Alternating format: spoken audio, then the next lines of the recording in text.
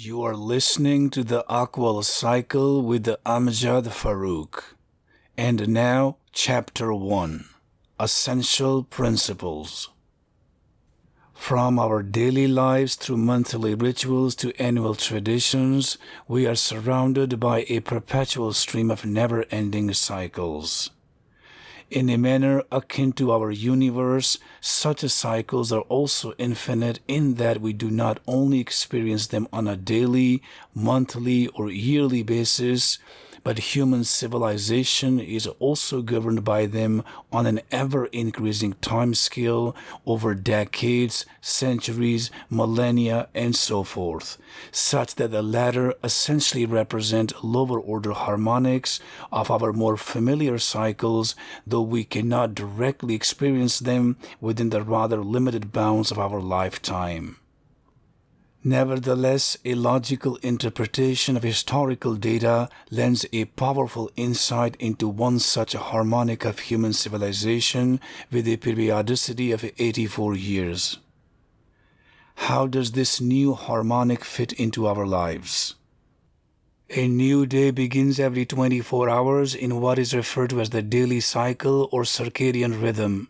It is governed by the spinning of the Earth on its polar axis in relation to the Sun. A new moon appears roughly every 30 days in what is called the lunar cycle or monthly cycle. It is dictated by the rotation of the moon around the Earth. A new year begins every 365 days in what is termed the annual cycle. It is orchestrated by the orbiting of the Earth around the Sun. A new socio-political order begins every 84 years in what is introduced herein as the Oqual cycle, a lower-order harmonic of the daily and annual rhythms that appears to be coupled to the orbiting of the second outermost planet Uranus around the Sun. However, unlike the daily and annual cycles, the rhythm of an Oqual cycle is somewhat subtle and intricately nuanced in that it occurs only once in our lifetime, thereby rendering it rather more difficult to understand its impact on our lives. A scenario made all the more challenging due to the lack of quantitative historical records stretching back more than a couple of centuries at best. Nevertheless, that makes deciphering the Oqual cycle all the more exciting, unlike working with a low-hanging fruit. To be clear, the Oqual cycle envisions a human progress occurring in a highly ordered and cyclical manner rather than in a random and linear fashion to which the world oversubscribes to, albeit with much ignorance and hubris. Admittedly, every form of matter and energy in the universe is governed by a rhythm, from the femtosecond vibrations of chemical bonds through the daily and annual rituals of humans to the repetitive centennial, millennial, and meganial patterns of climate change, with meganial being the adjective form of meganium, meaning a period of 1 million years. The question, therefore, is not whether human progress is also rhythmic, but rather over what time scale. The Oqual cycle posits that such a rhythm occurs once every 84 years, which coincidentally also happens to be equivalent to the average human lifespan. Indeed, the Oqual rhythm parallels our own lives in that our perspective on life undergoes a drastic change as we hit our 5th decade in the midst of our career highs, only to never touch those heights again. It is as if we take an irreversible 180-degree turn as we approach our midlife and begin to reap the fruits or thorns of our actions during our earlier years. However, unlike our life's rhythm, the Oqual rhythm embodies the socio-political progress and decline of nations or even human society as a whole. In mathematical terms, the Oqual rhythm could be viewed as the overall output of the summation of billions of our individual rhythms. After all, the Oqual rhythm does not fall from the sky, but rather it is the net result of our combined actions at any given point in time and space. Accordingly, the Oqual cycle lends a powerful model for not only making sense of the ongoing socio-political trials and tribulations of our own times, but it should also help us navigate our future with rational wisdom in lieu of blissful ignorance. Importantly, the Oqual cycle views the study of our past as a marriage between history and science, or historioscience, rather than merely an art involved with documentation of the past events without an interplay between them. In particular, historioscience heavily draws from other disciplines such as social and physical sciences, though it primarily relies on mathematical analysis of past data and events rather than setting up new experiments. Without further digression, let us delve deeper into the intricacies of Oqual's cycle. Toward that goal, this chapter is subdivided into the following sections. 1.1 Physical Basis, 1.2 Central Dogma, 1.3 Generational Impact.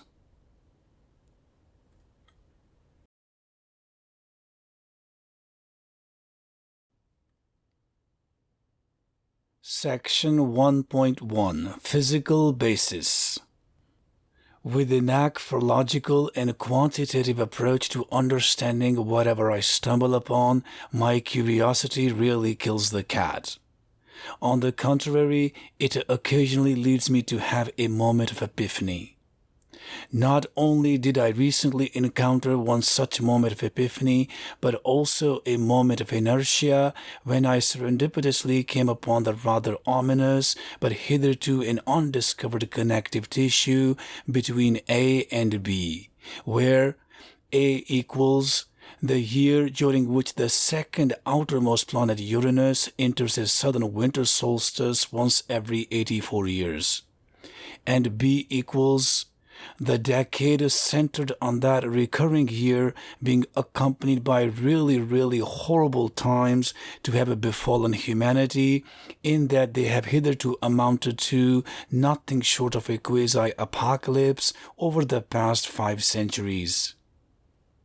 Add to this the finding that tons of centuries-old historical data, both at qualitative and quantitative level, not only happen to best fit a periodicity of exactly 84 terrestrial years, but they also happen to be synchronized with the corresponding Uranian year, which is equivalent to 84 terrestrial years.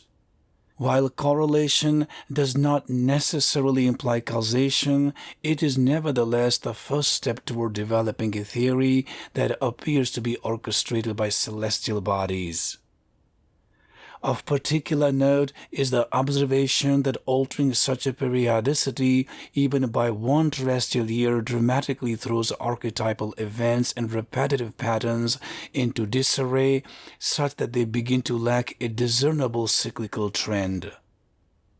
Given that 1 terrestrial year is to a Uranian year what a 5-day week is roughly to a terrestrial year, one can immediately see how shortening our year to 360 days or lengthening it to 370 days would palpably screw up the cyclicity of our annual rituals within a matter of a decade, if not sooner. That is exactly what happens to Oqual's cycle, as it goes haywire if one were to alter its periodicity even by 1 terrestrial year. So far so good, but what exactly is a solstice, you might ask? Solstice is the time point at which the northern or southern pole of a planet is minimally or maximally exposed to sunlight during the course of its 1 full turn around the sun. For example, the Earth experiences 2 such solstices around June 21st and December 21st each year. which respectively mark the summer solstice, the longest day of the year, and the winter solstice, the shortest day of the year, with respect to the northern pole and vice versa relative to the southern pole. In the context of Uranus, the southern winter solstice denotes the southern midwinter point when the southern pole of Uranus is minimally exposed to direct sunlight over the course of its one full turn around the sun. Why do Uranus's solstices mark the midpoint in Uranian winters? Is such a scenario not at odds with what the Earth experiences? Subsection titled, Uranus exhibits a remarkable idiosyncrasy in our solar system. If it were not for our Earth's obliquity or axial tilt, the sunlight would hit the equator all year round in an equal measure, such that there would be no seasonal variations in light or temperature. One cannot imagine life without seasons on Earth. However, things are not so rosy on Uranus. In a manner that the orbital period of Earth around the Sun defines the length of a terrestrial year, the orbital period of Uranus circumscribes one Uranian year, which is equivalent to 84 terrestrial years. In other words, the Earth completes 84 orbital rotations around the Sun for every round that the Uranus does. Likewise, the Oqual cycle is to a Uranian year what the annual cycle is to a terrestrial year. And the Aquanium is to an Oqual cycle what the annum is to an annual cycle. That is pretty much where similarities between the two planets end and the differences begin to emerge when one takes a closer look at the ice giant.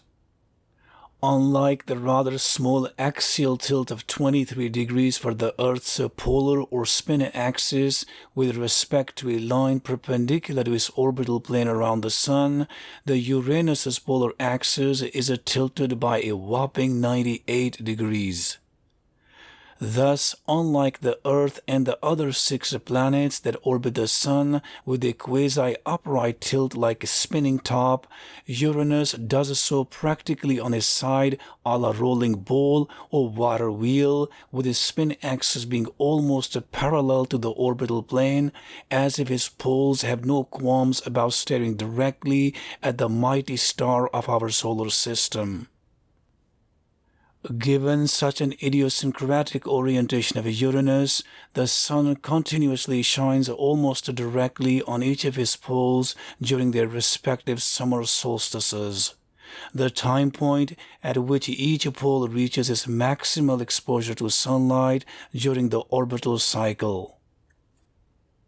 On the other hand, each pole of Uranus is continuously bathed in complete darkness during its winter solstice, the time point at which each pole reaches its minimal exposure to sunlight during the orbital cycle.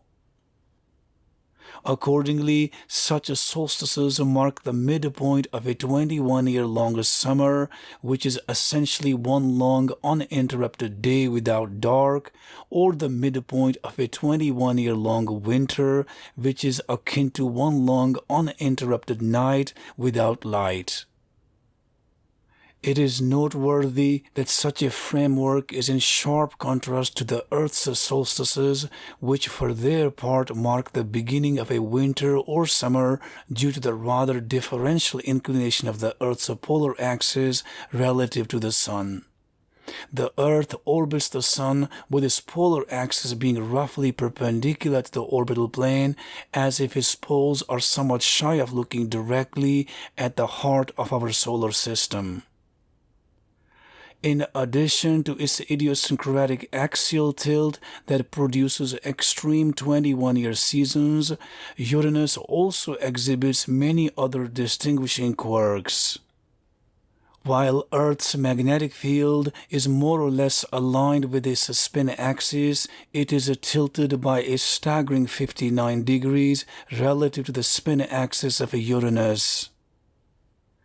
Such a lopsided or off-centered configuration produces a multipolar rather than a dipolar effect, such that Uranus experiences a rather non-uniform magnetic field, with its strength being much greater in the northern hemisphere relative to the southern half. Importantly, a sturdy and uniform magnetic field, as is the case on Earth, is critical to shielding a planet against the constant scourge of solar wind, a moving mass of ionized particles that flies outward at supersonic velocity from the outer surface of the Sun toward other planets, including our own. However, such a shielding against the solar wind does not appear to be much of a big deal on Uranus, where the poorly configured setup of magnetic field is further compromised by its flipping on and off like a light switch, such that the ice giant gets whipped by the solar wind on a daily basis. When does Uranus encounter its next southern winter solstice? On the basis of astronomical data courtesy of Voyager 2, launched by NASA in 1977 to probe the outer space, the south pole of Uranus was imaged looking directly and maximally at the Sun in 1986. In 1986, the ice giant therefore must have been in the midst of its southern summer solstice, with the southern hemisphere continuously bathing in sunlight and the northern hemisphere being plunged into darkness. In 2007, 21 years later, Uranus reached its southern autumn equinox when the planet's equator bore the brunt of the Sun's radiation. In 2028, another 21 years later, Uranus is poised to enter its next southern winter solstice. Thus, the current Oqual cycle is poised to end in 2038, with the next one beginning in 2039. Assuming that 2028 marks the midwinter point on the southern pole of Uranus, and each Uranian year begins with the start of southern spring from the perspective of Earthlings. How many Oqual cycles has humanity encountered since the birth of modern age in the 15th century? Circa 1451, the advent of a fast-moving printing press by the German inventor Johannes Gutenberg revolutionized the European civilization in that it allowed mass production of information that could then be quickly circulated among intellectuals, thereby opening up collaborations and driving technological advances, as well as enabling masses to read and write. Given such a paradigm shift that tilted the balance of philosophical power from Asia to Europe some 500 years ago, as Gutenberg's printing press could only print modular letters in lieu of cursive text that formed the bedrock of Asian languages, the year 1451 is used as a reference point to mark the birth of modern age. Equally remarkable is the fact that the Italian explorers Christopher Columbus and Amerigo Vespucci, who together discovered the New World and laid much of the groundwork for the early maritime technology that enabled humanity to map the world as we know it today, both took their first breath in 1451. Add to that the fact that the fall of the Byzantine Empire, representing the last remaining vestiges of the Roman Empire in 1453, when the Ottomans marched into Constantinople, the modern-day Istanbul, also occurred almost in parallel with the birth of modern age. Coincidentally, the year 1451 also happens to be the start of a new Uranian year beginning with the southern spring. The ice giant must therefore have been onto something, as it heralded a new Uranian year with a bang of its own to match so many groundbreaking events unfolding here on Earth in 1451 or thereabout.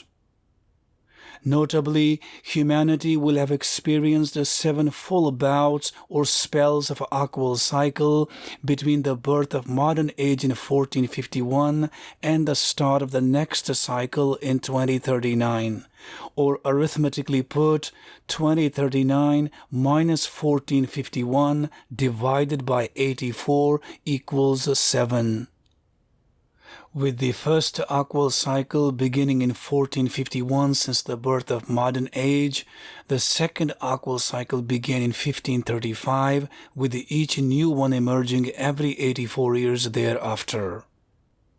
The current and 7th Oqual cycle nominally began in 1955 and is poised to end in 2038, or arithmetically put, 1450 plus 7 times 84 equals 2038.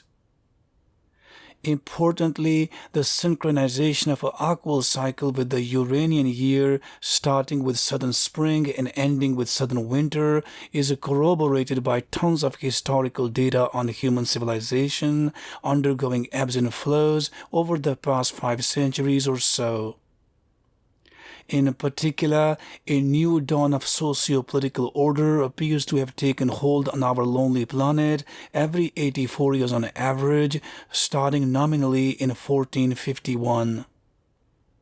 Although it serves as a prerequisite to break ties with our dysfunctional past in order to begin anew, such a global reset is far from being a free lunch, but rather occurs only after the piper is paid for our transgressions amassed over the course of Oqual cycle. In line with what humanity has endured over the past 5 centuries, the year during which Uranus enters is a southern winter solstice is what I have dubbed Annus Horribilis, in that it typically coincides with the Oqual cycle, reaching its crescendo and unleashing the worst of its destructive rage upon our civilization. Since the outset of modern age in 1451, the Annus Horribilis of an Oqual cycle has befallen humanity in 1524, 1608, 1692, 1776, 1860, and 1944. Spaced apart by exactly 84 years, those were really horrible times that amounted to nothing short of a hell on earth, and the like of which is encountered only once in a lifetime.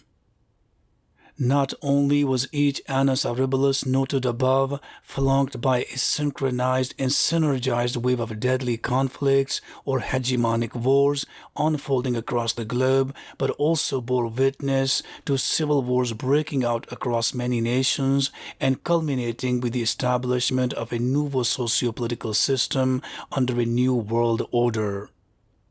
For example, 1944 was sandwiched between the destructive World War II, coupled with the dreadful Holocaust on one side, and the bloody Indian partition, along with the chaotic births of the State of Israel and People's Republic of China on the other. America would emerge as the new hegemon, taking up the reins from Britain. Likewise, 1860 was flanked by the deadly Crimean War between Russia and Turkey, coupled with the Indian Mutiny against the British colonialists on one side, and the American Civil War along with the Franco-Mexican War on the other. Britain would hold on to its global dominance, though closely checked by the rapid rise of America, just as the 19th century bid farewell. On the same token, 1776 was preceded by the Russo-Turkish War and followed by the American Independence War, coupled with the Anglo-French War. America would become a sovereign nation, and Britain emerged as the new hegemon, taking up the baton from France. Prior to that, 1692 was straddled with the deadly 9 Years' War between France and Netherlands, with the latter supported by various European powers, including England, due to its own existential crisis of the Glorious Revolution. France would emerge as the new hegemon, taking up the mantle from Netherlands. Before that, 1608 was marred by the consequential sixth phase of the 80 Years' War between Spain and Netherlands, with each supported by various European powers. Netherlands would emerge as the new hegemon, taking the helm from Spain. Finally, 1524 was underscored by the 1529 Treaty of Cambrai in the midst of the fifth phase of the so-called Italian Wars, pitting Spain against France for the control of Italian peninsula as well as global dominance, with each side supported by various European powers. Spain would emerge as the new hegemon, and Portugal having passed on the torch. Other than the quartet of 21-year seasons from spring through summer and autumn to winter, there are also three critical junctures that underscore the Oqual cycle as described below. 1. Annus Mirabilis. The first year of Oqual cycle that all but guarantees the beginning of good times, if they have not already arrived on our shores years earlier than anticipated, after the dust from the socio-political fallout from the previous cycle has settled. In particular, the decade centered on Annus Mirabilis marks the beginning of several decades of relative peace and prosperity ahead. For example, good times begin across much of the globe around Annus Mirabilis, 1955, of the current Aquanium, as fondly remembered through the Golden Age in America, swinging 60s in Britain, and Les Trente Glorieuses in France. Likewise, some 84 years before, Annus Mirabilis, 1871, of the previous Aquanium, also heralded decades of relatively happy times as epitomized by the Gilded Age in America, the late Victorian era in Britain, and La Belle Époque in France. 2. Annus Tournalis. The 43rd year of Oqual cycle that marks its midpoint or turning point when socio-political progress of human society begins to turn south and ushers in decades of chaos ahead until they morph into an insoluble maze as the Oqual rhythm nears its end. Notably, the turning point is marked by an archetypal crisis during the decade centered upon Annus Tournalis, though none has ever paid heed to such a harbinger of things to come over the decades that followed. For example, the decades-long 9/11 wars followed shortly after the arrival of Annus Tournalis, 1997, of the current Aquanium. Likewise, some 84 years earlier, World War I sprang out immediately after Annus Tournalis, 1913, of the previous Aquanium. While run-of-the-mill conflicts break out throughout the Oqual cycle, large-scale protracted wars such as World War I and the 9/11 wars not only befall humanity once in a lifetime, but they also serve as a primer to plunge the human society into an even greater socio-political chaos that ultimately leads to hegemonic wars such as World War II and the looming World War III as the Oqual cycle draws to a close. 3. Annus Horribilis. The 74th year of Oqual cycle, during which Uranus enters his southern winter solstice, the midwinter point indicative of the fact that the worst of the socio-political fallout from our wrongdoings amassed over the course of Oqual cycle is either already upon us or approaching its crescendo. Such a hell on earth usually occurs during the decade centered on Annus Horribilis. For example, Annus Horribilis 2028 of the current Aquanium is all but set to witness the looming World War III on an epic scale so as to bring about a global reset and usher in a new dawn of hope and prosperity. Likewise, some 84 years before, Annus Horribilis 1944 of the previous Aquanium was sandwiched between the destructive World War II coupled with the dreadful Holocaust on one side and the bloody Indian partition along with the chaotic births of the State of Israel and People's Republic of China on the other. Of particular note here is the fact that the annus horribilis of each Oqual cycle is flanked by hegemonic wars, a series of global conflicts that are all but obligatory for breaking ties with our dysfunctional past in order to begin anew under a new world order spearheaded by a nation that has proved itself as the manufacturing powerhouse head and shoulders above its competitors. It is also noteworthy that the outbreak of World War I, almost in parallel with the onset of the second half, 1913 to 1954, in lieu of erupting closer to the end of previous Equanium, 1871 to 1954, must not be assumed as being an anomaly. Rather, World War I marked the archetypal mid-cycle conflict in a manner similar to the 9/11 wars that breaks out as the Oqual cycle reaches its midpoint and plants the seeds for the decades-long socio-political upheaval that is subsequently resolved by an even bigger global conflict. That it came to be referred to as a world war at all is nothing more than a case of semantics thanks to illogical historians, not to mention that it was renamed from being a Great War to World War I in hindsight in the wake of the outbreak of World War II a couple of decades later.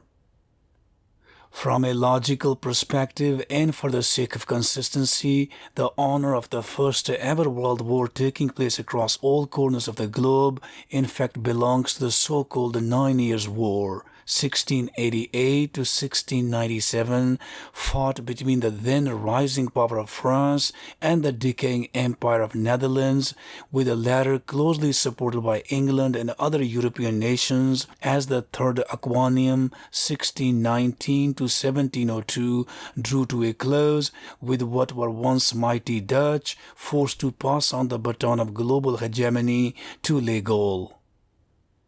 It should also be emphasized that while the decade centered on annus horribilis of Oqual cycle is typically accompanied by really horrible times a la hell on earth, humanity is in fact mired in a socio-political chaos during much of the second half of Oqual cycle, in stark contrast to a period of relative harmony enjoyed by the masses during the first half.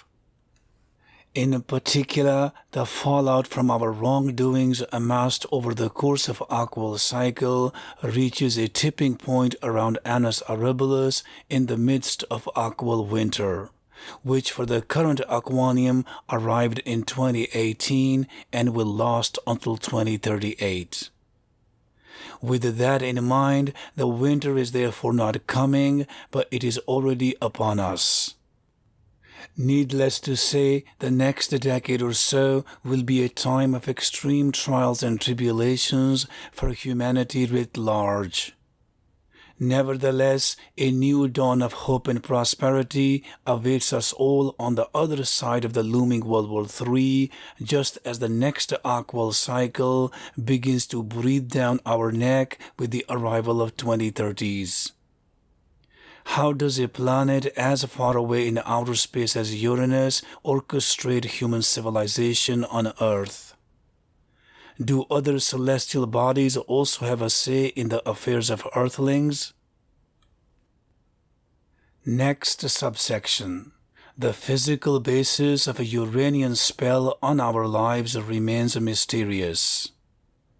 Few would doubt the impact of the planet Earth on human civilization, from how the daily cycle controls our circadian rhythm to how the annual cycle powers our lives from harvesting crops to breeding. If the Earth seems so central to our activities, one wonders whether other celestial bodies could also play a similar role in dictating our lives, albeit to a lesser extent as they become more and more distant from our planet. Indeed, the rotation of the moon around the earth dictates the monthly cycle characterized by the ebb and flow of ocean tides, migration and breeding of many animals, and even menstruation in humans. Thus, it would be quite ingenuous to rule out the possibility that the other planets in our solar system somehow modulate terrestrial life. This school of thought is indeed corroborated by a recent study indicating that the gravitational tug or coupling between Jupiter and Venus modulates the terrestrial climate over hundreds of millennia. In fact, life on Earth would not even be possible without the other planets escorting and providing a convoy of sorts for the jewel in the crown of our solar system. It should therefore be hardly surprising that being the planetary elephant in our solar system with an orbital period of around 12 years and a magnetosphere that even dwarfs that of the Sun itself, Jupiter likely unleashes a spell on human behavior in a subtle manner. According to the 2008 book titled Life Cycles by the Australian psychologist Neil Killian, human beings start a new chapter in their lives every 12 years or so. In other words, a notable transition occurs in our lives around ages 12, 24, 36, 48, 60, 72, and 84. The latter being the magic number that appears to define the average length of human lifespan. In many ways, Killian's theory appears to be very familiar to us. For example, the onset of puberty in humans occurs around the age of 12. Around the age of 24, most athletes reach their physical peak, while many others get married, become parents, or graduate from university to begin a new phase in their lives. Around the age of 36, most of us peak mentally and intellectually, and for many academic scientists, they either land their first autonomous appointment as an investigator or their first major grant. Around the age of 48, many of us are either promoted to the rank of grandparents, managers, or executives, while others begin to see the best of their career achievements in the rearview mirror as they begin to wind down and accept the hard reality that they no longer boast the same energy or enthusiasm that they did a decade earlier. Around the age of 60, many of us ride off into the sunset, wherein we either begin to reap the fruits of our decades-long labor, or we face the music for having lived a reckless life. Around the age of 72, humans usually become fearless as they have nothing to lose career-wise or otherwise, and many begin to speak their mind for the first time ever in their lives. However, in my case, that moment arrived at 12 and has stuck with me ever since, even though sailing against the wind would cost me more than an arm and a leg at every stage in my life. Rest assured, I still have 2 arms and 2 legs. I guess I must have been born with lots of arms and legs. Allahu Akbar. Finally, around the age of 84, most of us bid farewell to Mother Earth. While Killian's theory is indeed supported by the periodic 12-year transitions in the lives of numerous movers and shakers to have set foot on Earth over the past century or so, there are nevertheless going to be many individuals who stand out as an exception to this life pattern, though such anomalies should in no way pour cold water over what is arguably an eye-popping model governing our lives. What impact does Jupiter have on the Oqual cycle? Together with the Jupiter and Uranus, Saturn and Neptune make up the quartet of outer planets in our solar system. They are also called the Jovian planets for their rather gigantic size due to their predominantly gaseous composition. The Jovian planets are far from being solitary creatures, unaware of each other's footprint in space, but rather they're conjoined in a celestial marriage of sorts. In particular, Uranus appears to be more or less gravitationally coupled with its 3 neighbors on an 84-year timescale or a multiple thereof. For example, with an orbital period of 12 years, Jupiter makes 7 turns around the Sun for every turn of Uranus, such that the two planets realign in space with respect to Earth once every 84 years. Likewise, with an orbital period of 29 years, Saturn would also more or less realign in space with Uranus once every 84 years or so. With an orbital period of 165 years, the outermost planet Neptune roughly aligns with Uranus once every other Uranian year. Given that the combined orbital period of Uranus with its Jovian neighbors is roughly 84 years or a multiple thereof, it implies that the 3 other outer planets are also likely to have a say in governing the Oqual cycle.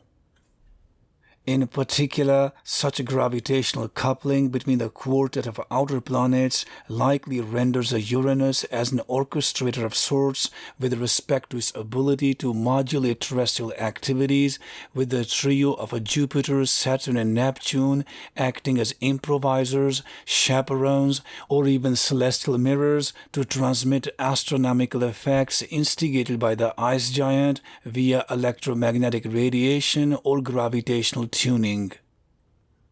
It could well be that Uranus is not only in a gravitational tug with its 3 Jovian neighbors, but that their magnetic fields are also coupled such that they act in concert to attune solar wind as it heads toward Earth. Additionally, the gravitational tug between the Jovian planets could also modulate the axial tilt of Earth such that the total amount of solar irradiance striking our planet oscillates over a period of 84 years. To be clear, solar irradiance is the total energy reaching the Earth via the full gamut of electromagnetic radiation, from the high-energy gamma rays and X-rays through ultraviolet, light, and infrared to microwaves and radio waves, though the latter have negligible impact on heating our planet. In attuning solar wind and solar irradiance, Uranus, along with its Jovian partners, could therefore directly modulate a terrestrial climate, which may very well be the missing link between the Oqual cycle and its celestial origin. Admittedly, as discussed later in section 6.1, that is exactly what seems to be the case. The terrestrial climate indeed appears to oscillate more or less in sync with the progression of Oqual cycle. Not only that, but the Earth appears to alternate between a cooling period and a warming spell, with each stage lasting some 42 years over the course of Oqual cycle. Strikingly, the cooling period correlates with a zeitgeist of relative peace and harmony over the first half of an Oqual cycle, whereas the warming spell occurs during the second half when our society plunges into decades of utter madness, as is the case across much of the globe today. I should also add that while Uranus may be located in outer space more than 1 billion miles from Earth, electromagnetic radiation such as X-rays from the ice giant have not only been detected on our planet, but they can also reach us faster than a flight from Miami to Grand Manzana. Thus, the impact of Uranus on our lives is not completely out of the physical realm, even though the exact mechanism by which the ice giant orchestrates terrestrial life and climate in sync with its orbital rotation around the Sun unequivocally remains mysterious. That should hardly be surprising, given that our current understanding of the universe is primitive at best, and the onus lies squarely on the future generations of astronomers to shed a new light on how exactly celestial bodies impact the affairs of Earthlings. Long story short, the lack of a physical basis for the Oqual cycle should in no way undermine what otherwise appears to be a Rosetta Stone of human civilization. What exactly is Oqual cycle in mathematical terms? Next subsection. Human progress propagates along a helical path. In a manner akin to the daily and annual cycles that govern our lives, the Oqual cycle dictates the waxing and waning of human civilization, albeit over a much longer time span than its higher frequency counterparts. The Oqual cycle can therefore be envisioned as being a lower order harmonic of the daily and annual cycles with which it seems to share many features. For example, as discussed later in section 6.1, the Earth's surface temperature appears to oscillate over a period of 84 years in a manner reminiscent of its dynamics over the course of a day or a year. On the other hand, the ebbs and flows in our daily and annual rhythms seem to parallel the ups and downs in human civilization over the course of Oqual's cycle. Another way to look at the relationship between the Oqual rhythm and its higher order harmonics is through a series of concentric circles, with their increasing radii being indicative of the longer period of the corresponding harmonic over which it completes one full oscillation. Admittedly, the central premise of an Oqual cycle is that the progress of human civilization is akin to a circular ride in a theme park, wherein one gets to see the same view time and again, albeit in an uncanny way, rather than propagating along a railway track without any reference to its past. Needless to say, the Oqual cycle puts a human progress on the same footing as most natural phenomena, wherein things are circling back and forth or cycling rather than moving along a linear track. Think how the darkness of the night follows the light of the day and vice versa in a perpetual daily cycle. Think how the winter follows the summer and vice versa in a perpetual annual cycle. Think how the planets orbit the Sun in a cyclical manner, with each completing one full rotation over a fixed period of time. Add to that a spate of solar cycles driven by the cyclical variation in the number of sunspots on the Sun's surface that modulate terrestrial climate over decadal, centennial, and millennial time spans. Likewise, as embodied in the so-called Milankovitch cycles, terrestrial climate is also regulated by cyclical variation in the Earth's movements with respect to its orbital dynamics, such as 1. Orbital eccentricity, the extent to which a planet's orbit around the Sun deviates from a perfect circle. In the case of Earth, such orbital eccentricity varies between a near circle to a semi-ellipse over a period of roughly 100 kiloyears. 2. Axial tilt, the angle between a line perpendicular to the orbital plane of a planet and its spin axis. Although the current axial tilt of Earth is around 23 degrees, it can fluctuate by at least 1 degree in either direction over a period of around 41 kiloyears. And 3. Axial precession, the wobbling of a planet as it rotates about its spin axis in a manner akin to a top spinning slightly off-center. The Earth takes nearly 26 kiloyears to complete one full axial precession. It is not only our physical world, but cyclical phenomena are also a hallmark of biology, as one could not imagine life without the likes of 1. Krebs cycle, powers virtually all living cells. 2. Calvin cycle, turns atmospheric carbon dioxide into glucose in plants with the aid of solar energy and water. And 3. Urea cycle, transforms the rather toxic ammonia byproduct in our body into urine. Simply put, cycles are essential to fuel our physical and biological worlds and keep them self-sufficient without the need for an external driver. In fact, everything in nature is on the move, but it is essentially spinning along a circle rather than moving along a line. That is the reason why our ancestors never found the edge of the earth, nor we will ever find the edge of the universe, as neither traces out linearity, but rather each curves back onto itself, conforming to an infinite circle or a sphere in three-dimensional space. One therefore does not have to be a rocket scientist to realize that the progress of human civilization must also be circular rather than linear without any relationship to its past. However, like other natural phenomena, human progress does not merely circle back onto itself.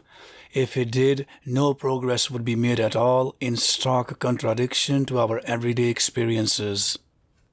Rather, such a spinning motion occurs along a dynamic circle that is constantly on the move in time and space. For example, although the Earth rotates around the Sun, its orbit is not fixed in space but rather carves out a helical path with one helical turn completed each year.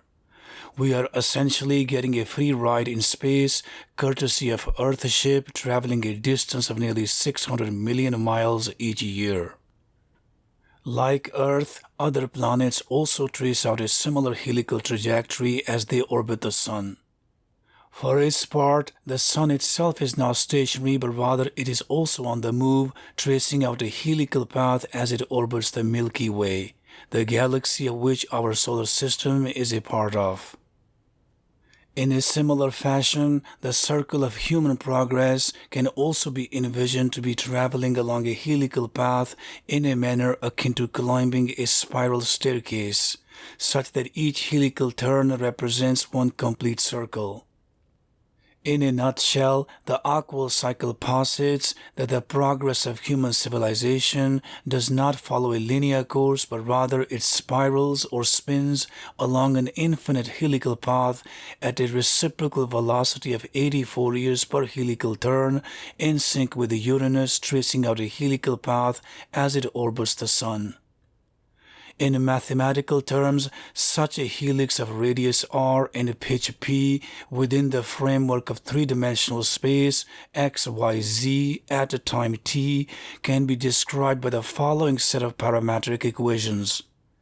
X equals r cosine t, y equals r sine t, and z equals p over 2 pi times t, wherein r can be envisioned as the radius of Uranus's orbit around the Sun, and p would then be the lateral distance that Uranus moves forward in space once every 84 years. However, things begin to head south during the second half of the ride along the helical turn, being equivalent to traveling from one maximum to the next minimum along a sinusoidal wave. Put another way, the helix of human civilization may also be viewed as being amphipathic, such that one side of the helix is the polar opposite of the other. Thus, when traveling along the helix, humans find themselves at two extremes every 42 years as they switch their odyssey from the hydrophobic side of the helix to the hydrophilic, or vice versa. Such a mathematical model not only accounts for the waxing and waning of human civilization over the course of an Oqual cycle, but also its overall progress in time and space, a la movement of Uranus and other celestial bodies.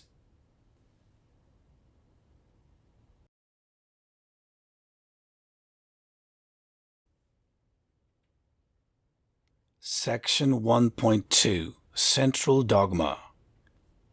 Ever since United States came into being as a nation in 1776, its leaders have been telling Americans that they are riding an express train supercharged with a double dose of capitalism and democracy, and that their next stop is the idyllic land of nirvana or utopia.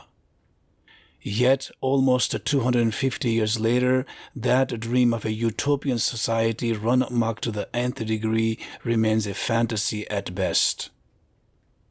American leaders have not been alone in spewing out such an asinine rhetoric over the past couple of centuries, but they have also been joined by many leaders elsewhere around the world whose experiment to end bad times once and forever only exacerbated the pain and suffering of their people. How can one aqualize or rationalize such razzmatazz that promised so much jazz but delivered little shaz? Well, our past is the foundation upon which our present and future are built. The past acts rather like a rug under our feet, which if pulled out not only makes us lose our balance, but also our nuance. In other words, the world leaders failed to pay heed to history. They did not seem to realize that not only are we connected to our past via our DNA, but also through our socio-political wave that has continued to ebb and flow since the beginning of times. That is not only due to their own ignorance and hubris, but perhaps more so from the ineptitude of seasoned historians, who for the most part have continued to deliver lessons of history as if it were a one-way train speeding along a linear track with no relation to its past. Alas, it ain't.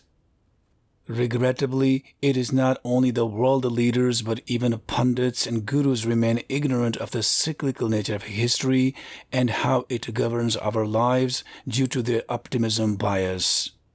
The misguided belief that tomorrow must necessarily be better than today and that bad times have long been put to the sword so as to never return again.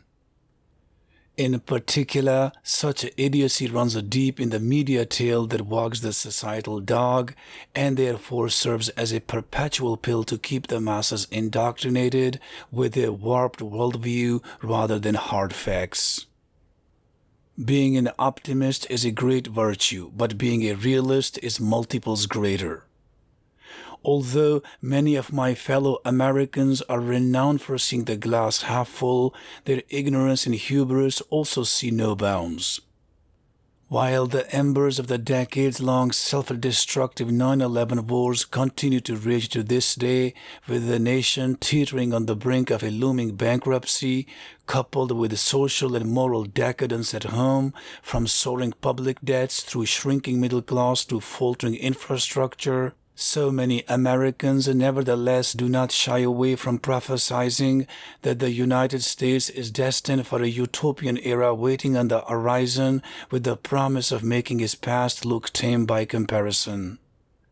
Little do they realize that the best days of America long took a trip down memory lane, and what awaits them ahead is a rendezvous with the destiny to pay for their excesses and imbalances amassed over the course of so many decades. While one may be able to evade the scourge of courts due to what has essentially become an anarchic society wherein serial criminals are not only handsomely bred but also richly rewarded for their wicked acts, no one can keep the full force of the laws of nature at bay. Nor does irrational optimism end well. With World War III all but having begun with Russia's invasion of Ukraine in 2022, almost every form of frothy investment from bonds through stocks to real estate is set to plunge to ground zero over the next decade, and in doing so leaving tens of millions of Americans poor and destitute. Yet, so many fools continue to live in la-la land rather than face the hard reality as they plow ever more money into such bogus investments in the misguided belief that the worst is behind them and out of fear of missing out the financial train, ingenuously believed to be destined for Shangri-La. Nothing could be further from the truth. In actuality, the financial train is headed to the fool's paradise, and it is already too late for many to get off and avoid a terrible fate awaiting them ahead. So what gives?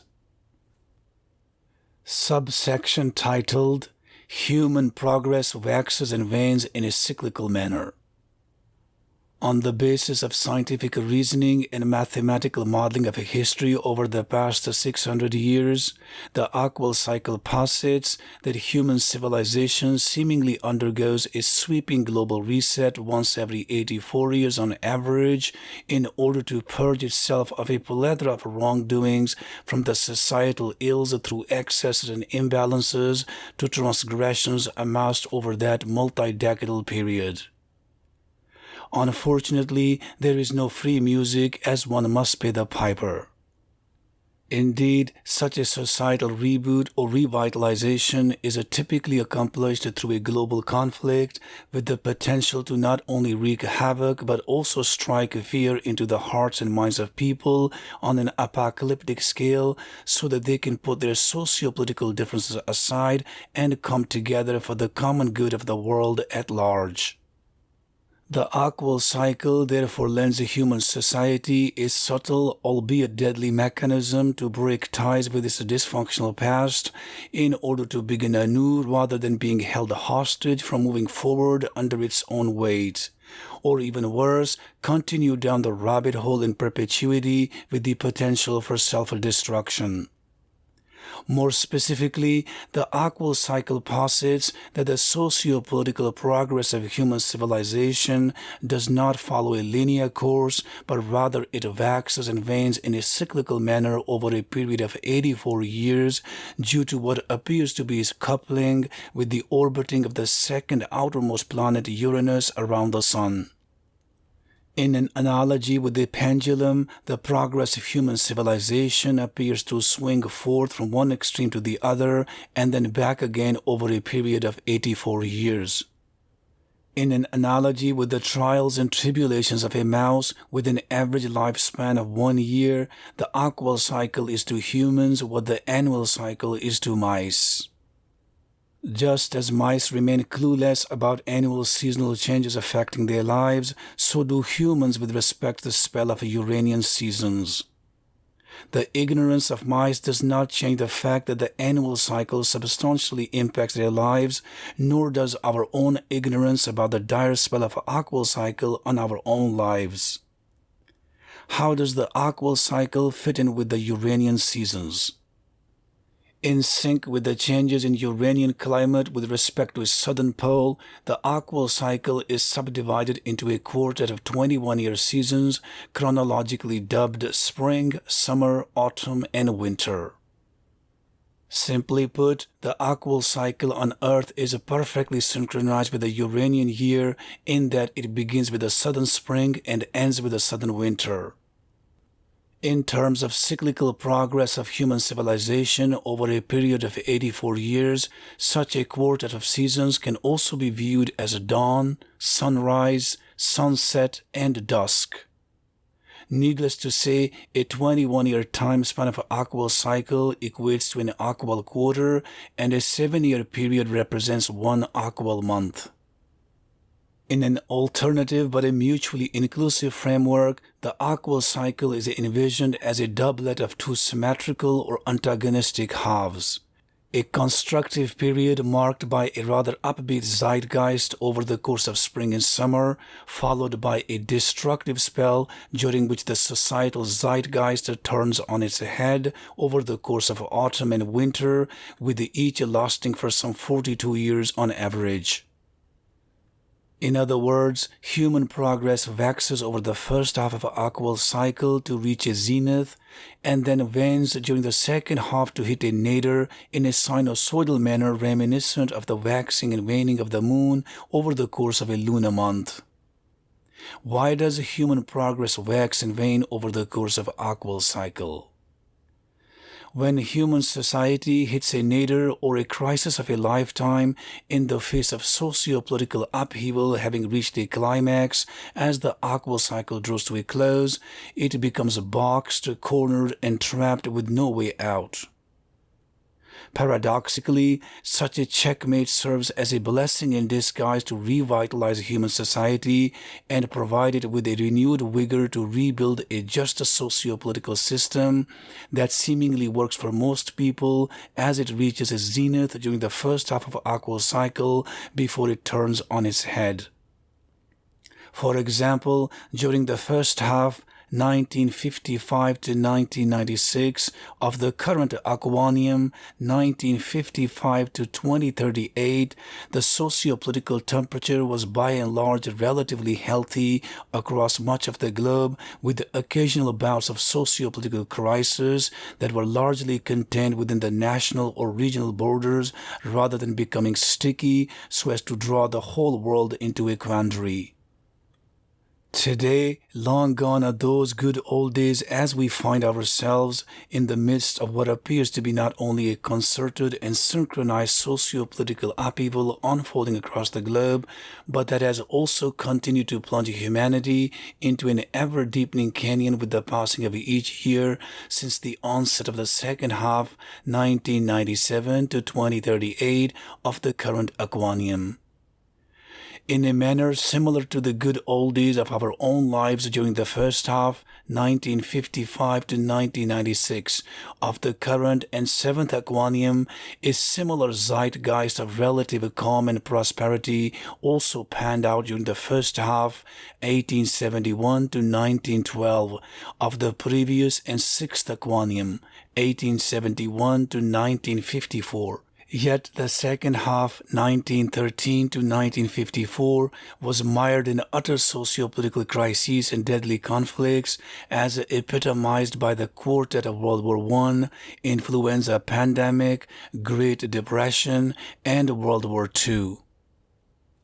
Likewise, the first half, 1787 to 1828, of the fifth Aquanium, 1787 to 1870, bore witness to a period of relative harmony, whereas the second half, 1829 to 1870, saw the world hit a low yet again through socio-political upheavals and conflicts such as the Mexican-American War, the European revolutions, the Crimean War between Russia and Turkey, the Indian Mutiny against the British colonialists, the American Civil War, and the Franco-Mexican War. Long story short, humanity has consistently faced a multi-decadal period of trials and tribulations during the second half of every Oqual cycle since the birth of modern age in 1451. On the other hand, the first half of Oqual cycle has by and large equated to a period of relative peace and prosperity. What socio-political forces cooperate to produce the rather happy times during the first half of Oqual cycle? The relatively calm and prosperous 42-year period over the course of the first half of Oqual cycle is powered by the steady rise of a myriad of progressive socio-political forces such as morality, peace, collectivism, globalism, entrepreneurship, moderation, transparency, non-partisanship, ethnic harmony, baby boom, economic well-being, and institutional trust. To add icing on the cake, such progressive forces act in a positively cooperative or synergistic manner in that their combined output is much more productive than the sum of their individual parts. Their concerted action engineers a socio-political system spearheaded by a relatively healthy dose of prosperity enjoyed by the masses rather than restricted to a small minority of wealthy. In particular, the deluge of such socio-political tailwinds descending upon our civilization during the first half of our Oqual cycle is further inundated with groundbreaking scientific discoveries and technological advances that are often viewed in hindsight as among the greatest of all time. For example, what came to be known as the Golden Age in America, an era that bore witness to the discoveries of DNA double helix, 1953, and protein structure, 1957, coupled with NASA's moon landing, 1969, the development of Internet's precursor ARPANET, 1969, and Alto's launch of first ever GUI-based personal computer, 1973, largely overlapped with the Oqual Spring, 1955 to 1975, of the current and seventh Aquanium, 1955 to 2038. Likewise, the Oqual Spring 1871 to 1891 of the previous and sixth Aquanium 1871 to 1954 coincided with the so-called Gilded Age in America, the late Victorian era in Britain, and La Belle Époque in France. An era that attested to the development of typewriter, 1868, the discovery of DNA, 1869, and the opening of Suez Canal, 1869, to add to the launch of telephone, 1876, light bulb, 1879, gasoline car, 1886, movie camera, 1891, and air conditioner, 1902. On the same token, the Oqual Spring 1787 to 1807 of the fifth Aquanium 1787 to 1870 would usher in a new economic system on American soil termed market economy, wherein production of goods and services were to be solely driven by the supply-demand equilibria, buttressed by corporate competition without interference from any external forces. It is indeed no coincidence that the engine of modern capitalism in the form of New York Stock Exchange came into being in 1792 at the dawn of the fifth Oqual cycle, to add to a number of other groundbreaking innovations such as the launch of the optical telegraph, 1792, the development of maiden vaccine against the smallpox virus, 1796, the birth of steam train, 1812, and the debut of photographic camera, 1816. While scientific discoveries and technological advances are also aplenty during the second half of the Oqual cycle, their predominantly applied and commercial nature pales in comparison to the largely fundamental and seminal breakthroughs made during the first half. However, all good things eventually come to an end due to what appears to be a universal rhythm that apparently transcends the underpinnings of every form of matter and energy in nature. Admittedly, the rather favorable socio-political forces essential for the maintenance and integrity of overall prosperity of a society begin to wane and head south as the Oqual cycle approaches a summit or turning point after what is often viewed in the rearview mirror as a nostalgic period of some 42 years. Why do the rather good times of the first half of Oqual cycle eventually come to an end? Over the rather long 42-year constructive phase of relative peace and harmony enjoyed over the course of the first half of Oqual cycle, people's memories of hard times endured during the nadir at the dusk of previous Oqual cycle largely become erased, or rather, they brush aside the lessons of history in the tainted belief that it would never repeat.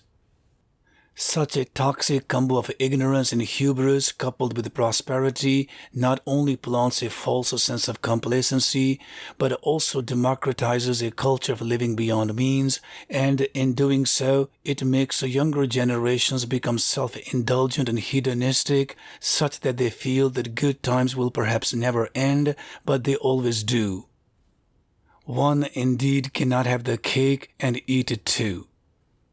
The resulting triumph of hedonism over collectivism fuels a resurgence of a plethora of regressive sociopolitical forces such as immorality, conflict, individualism, populism, fraud, debt, corruption, partisanship, xenophobia, baby bust, wealth polarization, and institutional distrust.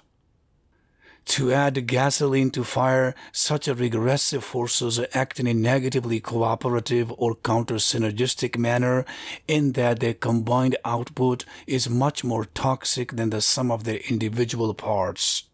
Their concerted action produces a socio-political system that is heavily rigged in favor of a small minority of wealthy, wherein the masses become exploited rather than being justly rewarded for their proportional contributions to the society.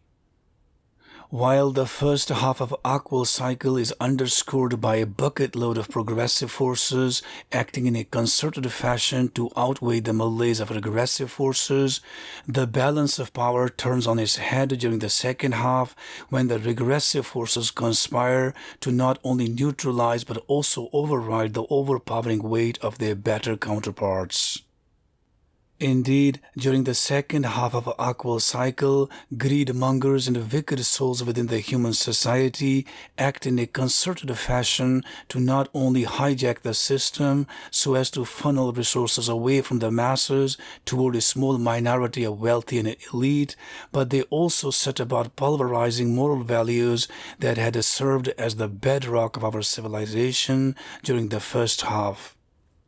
In other words, our socio-political system is pushed to its limit, with all levers of control being turned to full throttle, with the self-destruction all but guaranteed. For example, much of the globe has been bedeviled by an ever-deepening canyon of socio-political upheaval with each passing year since the outset of the second half 1997 to 2038 of the current Aquanium, as summed up below in a chronological order. NATO expansion since 1999, consumption mania since 2000, 9/11 wars 2001 to 2021, climate propaganda since 2006, global financial crisis 2007 to 2008, money printing since 2008, debt mania since 2008, cultural dysphoria since 2008, Arab Spring 2010 to 2012, Libyan civil war since 2011, Syrian civil war since 2011, coronavirus pandemic 2019 to 2023, consumer price inflation since 2021, and Russia-Ukraine war since 2022. Add to such a socio-political crisis the fact that our society is also being peppered by disruptive forces from both the far left and the far right as the current Oqual cycle nears its end. On the far left, the leaders and their herd muddy the societal waters through what has come to be dubbed wokeism, a deeply polarizing and disruptive ideology that claims to be aware of what it perceives to be socio-political prejudices, injustices, and inequalities endemic to human society as embodied in the so-called critical race theory. On the far right, the leaders up the ante by gaslighting the majority into believing that they are the victims of the minority in order to win their votes rather than addressing real-life problems. Such a divisive ideology, powered in no uncertain terms by demagoguery, is further exacerbated by right-wing politics emerging across the globe.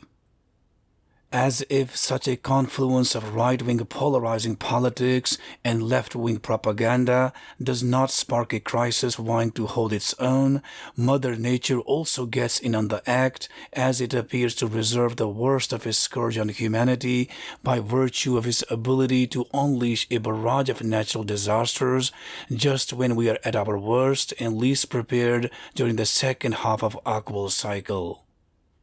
Such a synergism between Mother Nature and humanity's unspectacular unraveling plunged the society into an even deeper socio-political crisis. For example, the second half 1997 to 2038 of the current Aquanium has hitherto witnessed some of the most crippling natural calamities of our lifetime, such as the 2004 Indian Ocean tsunami, the 2005 Kashmir earthquake, the 2008 Sichuan earthquake, the 2010 Haiti earthquake, the 2011 Japanese tsunami, the 2019 coronavirus pandemic, and the 2023 Turkey earthquake.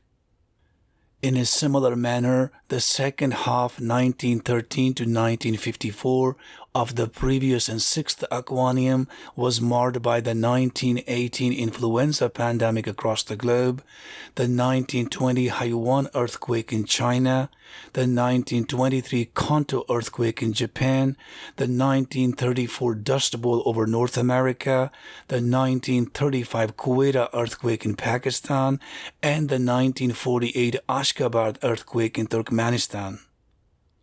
Likewise, during the second half 1829 to 1870 of the fifth Aquanium, the world was plagued by some of the worst natural disasters recorded in recent memory, such as the 1833 Sumatra tsunami in Indonesia, the 1846 third cholera pandemic across the globe, and the 1868 Arica earthquake in Chile. Against the backdrop of such natural calamities, coupled with the socio-political upheaval showing no signs of easing, it is therefore hardly surprising that the second half of Oqual cycle, spanning a 42-year destructive phase, culminates with an utterly dysfunctional society marred by systemic corruption and incompetence at all levels. The resulting dire societal straits trigger a crisis of a lifetime that paves the way for the dismantling of the old and degenerate system through a global conflict of epic proportions so as to usher in a nouveau socio-political order. Henceforth, the Oqual cycle begins all over again after having experienced the two consecutive bouts of construction followed by destruction, with each lasting for some 42 years on average.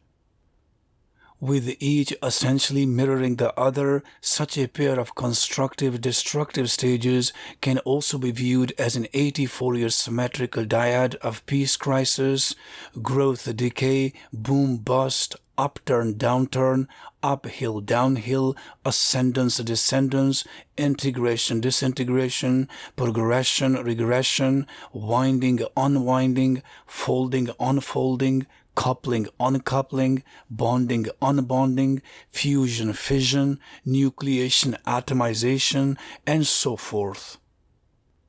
Is the Oqual cycle akin to climbing and descending a mountain then? Next subsection, human progress is akin to traversing through a series of mountains and valleys. When viewed through the prism of Oqual cycle, it seems that human progress is akin to climbing and descending a mountain over a period of 84 years and then repeating the whole process all over again. Over the course of an Oqual cycle, we seemingly climb uphill to reach the summit during the first 42 years, followed by rolling downhill to reach the valley beneath over the next 42 years.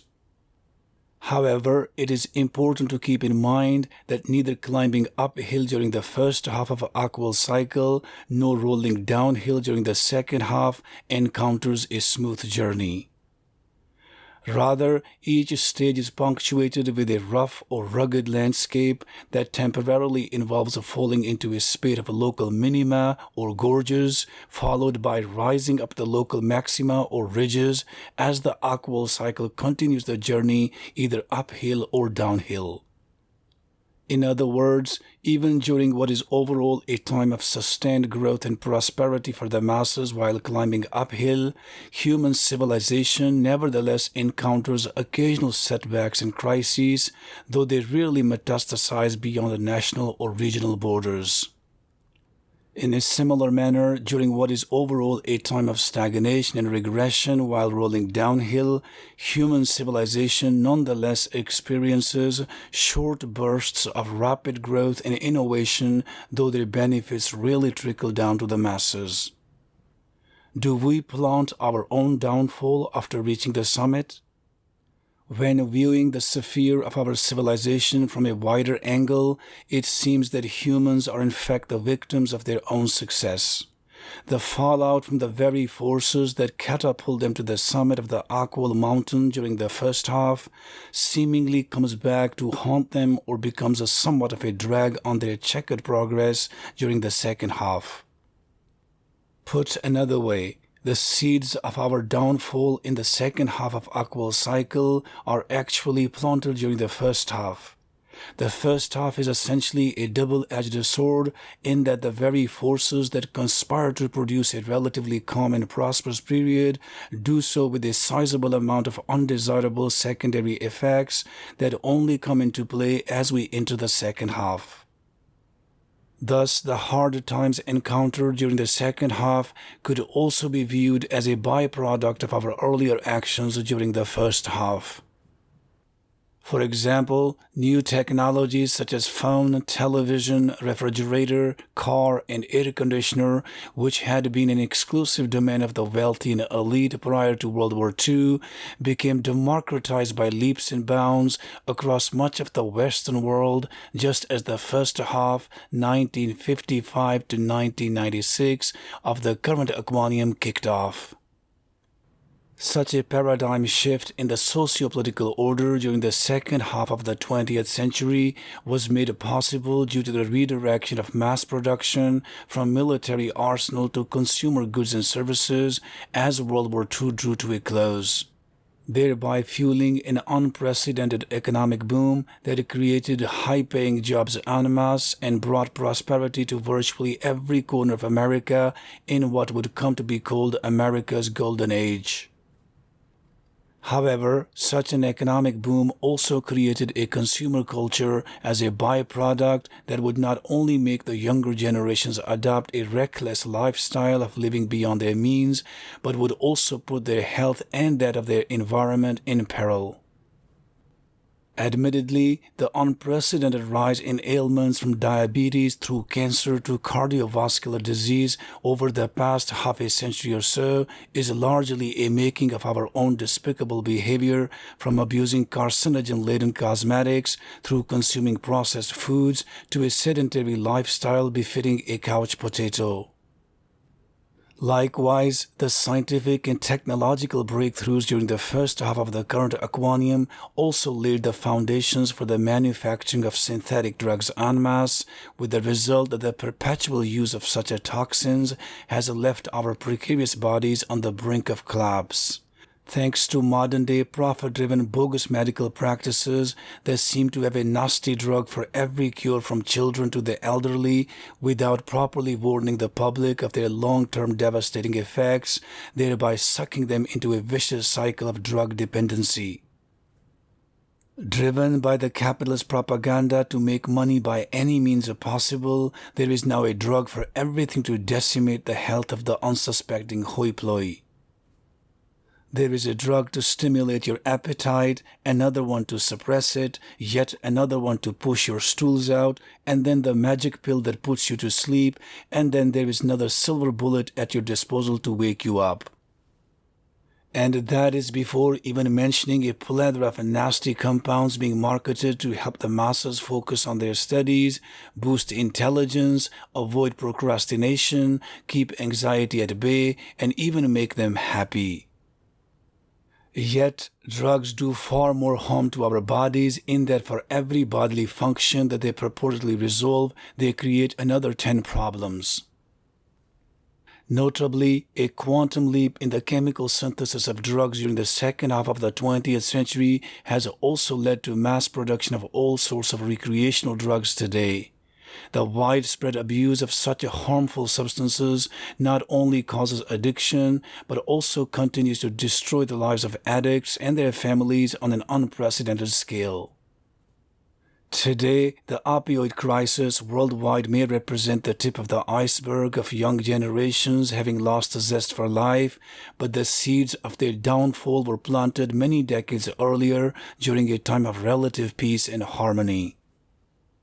It is not just the intoxication of our bodies that is the disorder of the day, but our despicable behaviors have also left our environment on the brink of collapse, thanks in large part to today's consumer culture that in no small part has been powered by the scientific and technological breakthroughs made during the first half of the current Aquanium.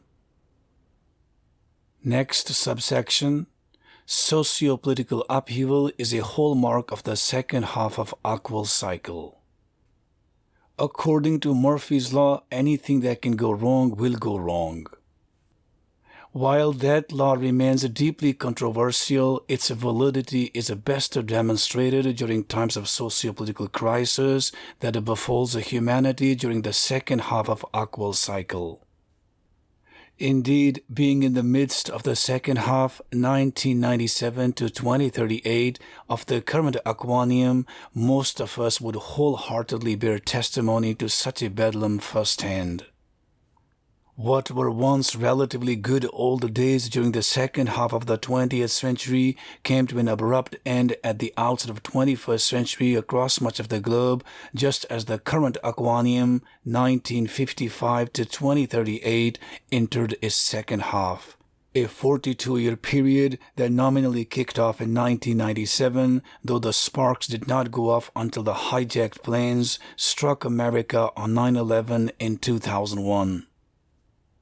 To put this into the context of the annual cycle, the beginning in earnest of the second half of the current Oqual cycle in 2001 in lieu of 1997 would be akin to a storm arriving about a fortnight later than expected. Witnessed firsthand as I saw unprecedented plumes of smoke billowing over downtown Manhattan, along with the rising sun from the rather comfort of a high-rise building in Midtown, that fateful day on 9/11 marked a watershed that signaled the arrival in earnest of a 42-year tumultuous period across the globe, as it brought virtually every nation on earth to conform to a new normal that has stuck with us ever since. Yet each one of the four American presidents to have been at the helm since 9/11 did not shy away from reassuring the faithful at home and abroad with a rather absurd message that America's best days were yet to come, even when the naked truth has been the diametric opposite all along.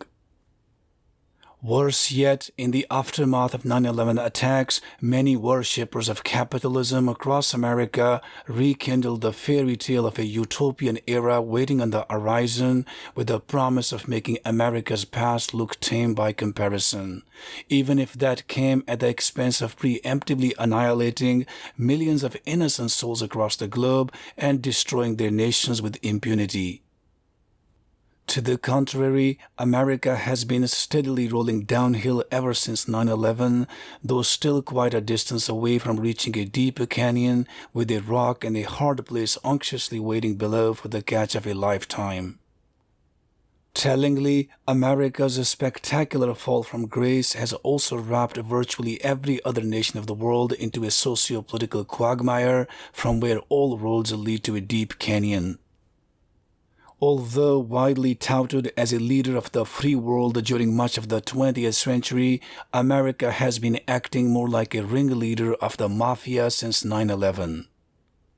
While the list of America's crimes over the past several decades is exhaustive, it can be summed up under the following two major points. 1. Using 9/11 attacks as a pretense and under the false guise of weapons of mass destruction being developed by Iraq, America and its NATO poodles not only razed to ground but also created chaos and power vacuum across much of the Middle East through waging unethical, illegal, and immoral decades-long wars in the name of democracy and freedom, even though the hidden propaganda was to exercise America's might and subdue weaker nations harboring natural resources, strategic importance, or posing threat to the petrodollar. And 2. Robbing the economic prosperity of future generations of Americans through printing trillions of dollars in a reckless manner and borrowing to the hilt to finance the unnecessary 9/11 wars, as well as to promote an irresponsible and immoral culture of living beyond means that has not only left the American society teetering on the ropes, but also the planet Earth. Overconsumption is largely a making of America and its brand of sick capitalism that has infected virtually every other nation on earth with no signs of cresting.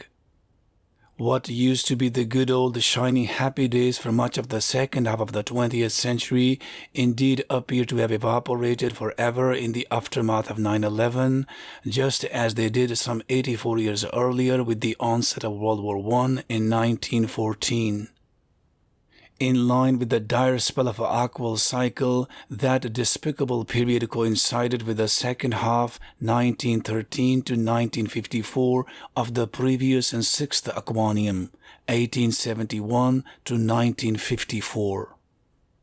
Admittedly, those earlier times witnessed two world wars, an economic depression, extreme poverty, resurgence of xenophobia, soaring public debts, widening wealth gap, shrinking middle class, growing socio-political partisanship, rise of populism, metastasis of Ponziism, and plummeting trust of governments in America and across much of the globe. That period also witnessed the borders of so many nations redrawn, as well as the birth of new nations on an unprecedented scale, from Gandhi's India and Jinnah's Pakistan to Ben-Gurion's Israel and Mao's China.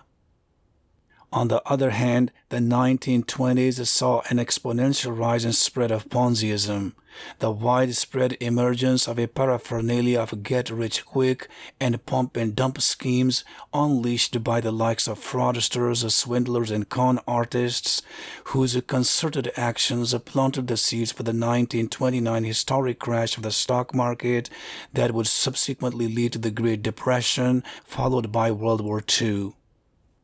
Some 84 years later, Ponziism has once again grown into an 800-pound gorilla since the onset of the second half, 1997 to 2038, of the current and seventh Aquanium. Such a fraudulent culture has hitherto caused the popping of the 2000 dot-com bubble and the 2007 housing bubble.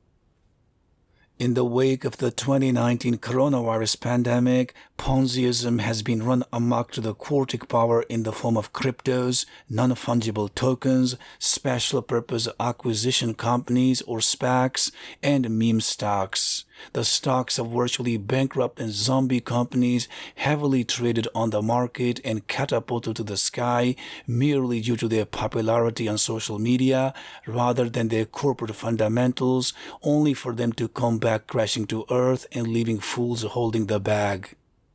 Indeed, such Ponzi schemes not only propel the stock markets, but also the housing markets around the globe to become extremely frothy and bubblicious in 2021. A crash of a lifetime is thus once again on the cards, and like the 1929 crash, it will also leave millions of fools and horses without clothes. Regrettably, such reckless behavior on the part of humanity is nothing short of signs of terrible times on the horizon, threatening to upend the very fabric of society to which we have become accustomed to in our lives. Of course, such a familiar movie has been playing out during the second half of every Oqual cycle since the beginning of times. One notable case from these earlier times is the launch of railway transport during the early 19th century. While the first half, 1787 to 1828, of the fifth Aquanium, 1787 to 1870, saw the launch of railway transport across many parts of Europe and North America, the second half, 1829 to 1870, provided an opportunity for the Ponzi schemes to capitalize on its growing popularity in the United Kingdom in what came to be known as the 1846 Railway Mania. Fraudsters scammed millions of people of their life savings through selling shares of bogus companies that would claim to build new railway lines, even though they only existed on paper, a la SPACs of today. Being in the midst of the second half, 1997 to 2038, of the current Aquanium, no one should therefore be surprised that a similar drama of Ponzi schemes and socio-political chaos is being played out once again in plain sight. In disguise of the Oracle of Omaha, Warren Buffett, only when the tide goes out does one get to see those who are skinny dipping or swimming naked. As the Oqual cycle draws to a close, the tide does indeed go out on such fraudsters and their accomplices, leaving them not only embarrassed and humiliated, but also behind bars for good. Such a dire fate does not only await individuals with a bad karma, but also nations that have continued to transgress unabated over the course of Oqual cycle. While America has been by far the largest perpetrator of transgressions over the past several decades, its allies in Asia and Europe have also closely followed in its dirty footsteps. The likes of Japan, United Kingdom, and the European Union have practically destroyed their economies and hence a socio-political homeostasis through aggressive money printing that began almost in concurrence with the onset of the second half of the current Aquanium. While the currencies of other nations by and large carry little value outside their borders, their respective leaders have nevertheless been tearing down their rather healthy socio-political strata over the past couple of decades through taking on excessive debt so as to fuel the addiction of their people, rapidly becoming accustomed to being provided for rather than being able to stand on their own feet, a la their parents and grandparents before them. Today, it is therefore no coincidence that virtually every nation of the world has hit an abyss, the like of which we have not seen in a lifetime, as viewed through virtually every angle from economic well-being to socio-political stability. With the ongoing socio-political upheaval around the world having reached a tipping point and rapidly approaching a deep canyon, there is simply going to be no soft landing. Rather, when push comes to shove, the only viable solution is to completely do away with the old system and begin anew.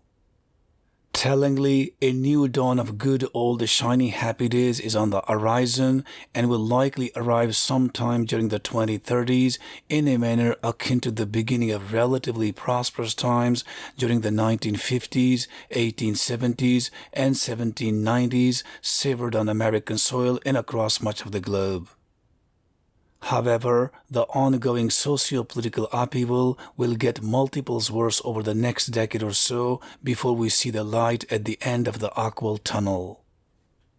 In other words, the human society not only finds itself in a bind, but has also been rolling downhill since the outset of 21st century, and it will continue to do so for at least another decade before it reverses course and begins to climb uphill once again with a renewed vigor just as it did some 84 years ago during the 1950s. In particular, the decade centered on Annus Horribilis 2028 of the current Aquanium does not bear good omens, as it will be paralyzed by a global conflict of epic proportions due to the convergence and resurgence of so many regressive socio-political forces such as debt, populism, corruption, xenophobia, partisanship, wealth gap, and dysfunctional governments. While a global conflict is not absolutely necessary to bringing about such a reset every 84 years, it is all but obligatory. Next subsection. Why a global conflict is a prerequisite to bring the ongoing socio-political upheaval around the globe to an end. Few would disagree that the current socio-political system around the globe has hit a nadir like never before in our lives.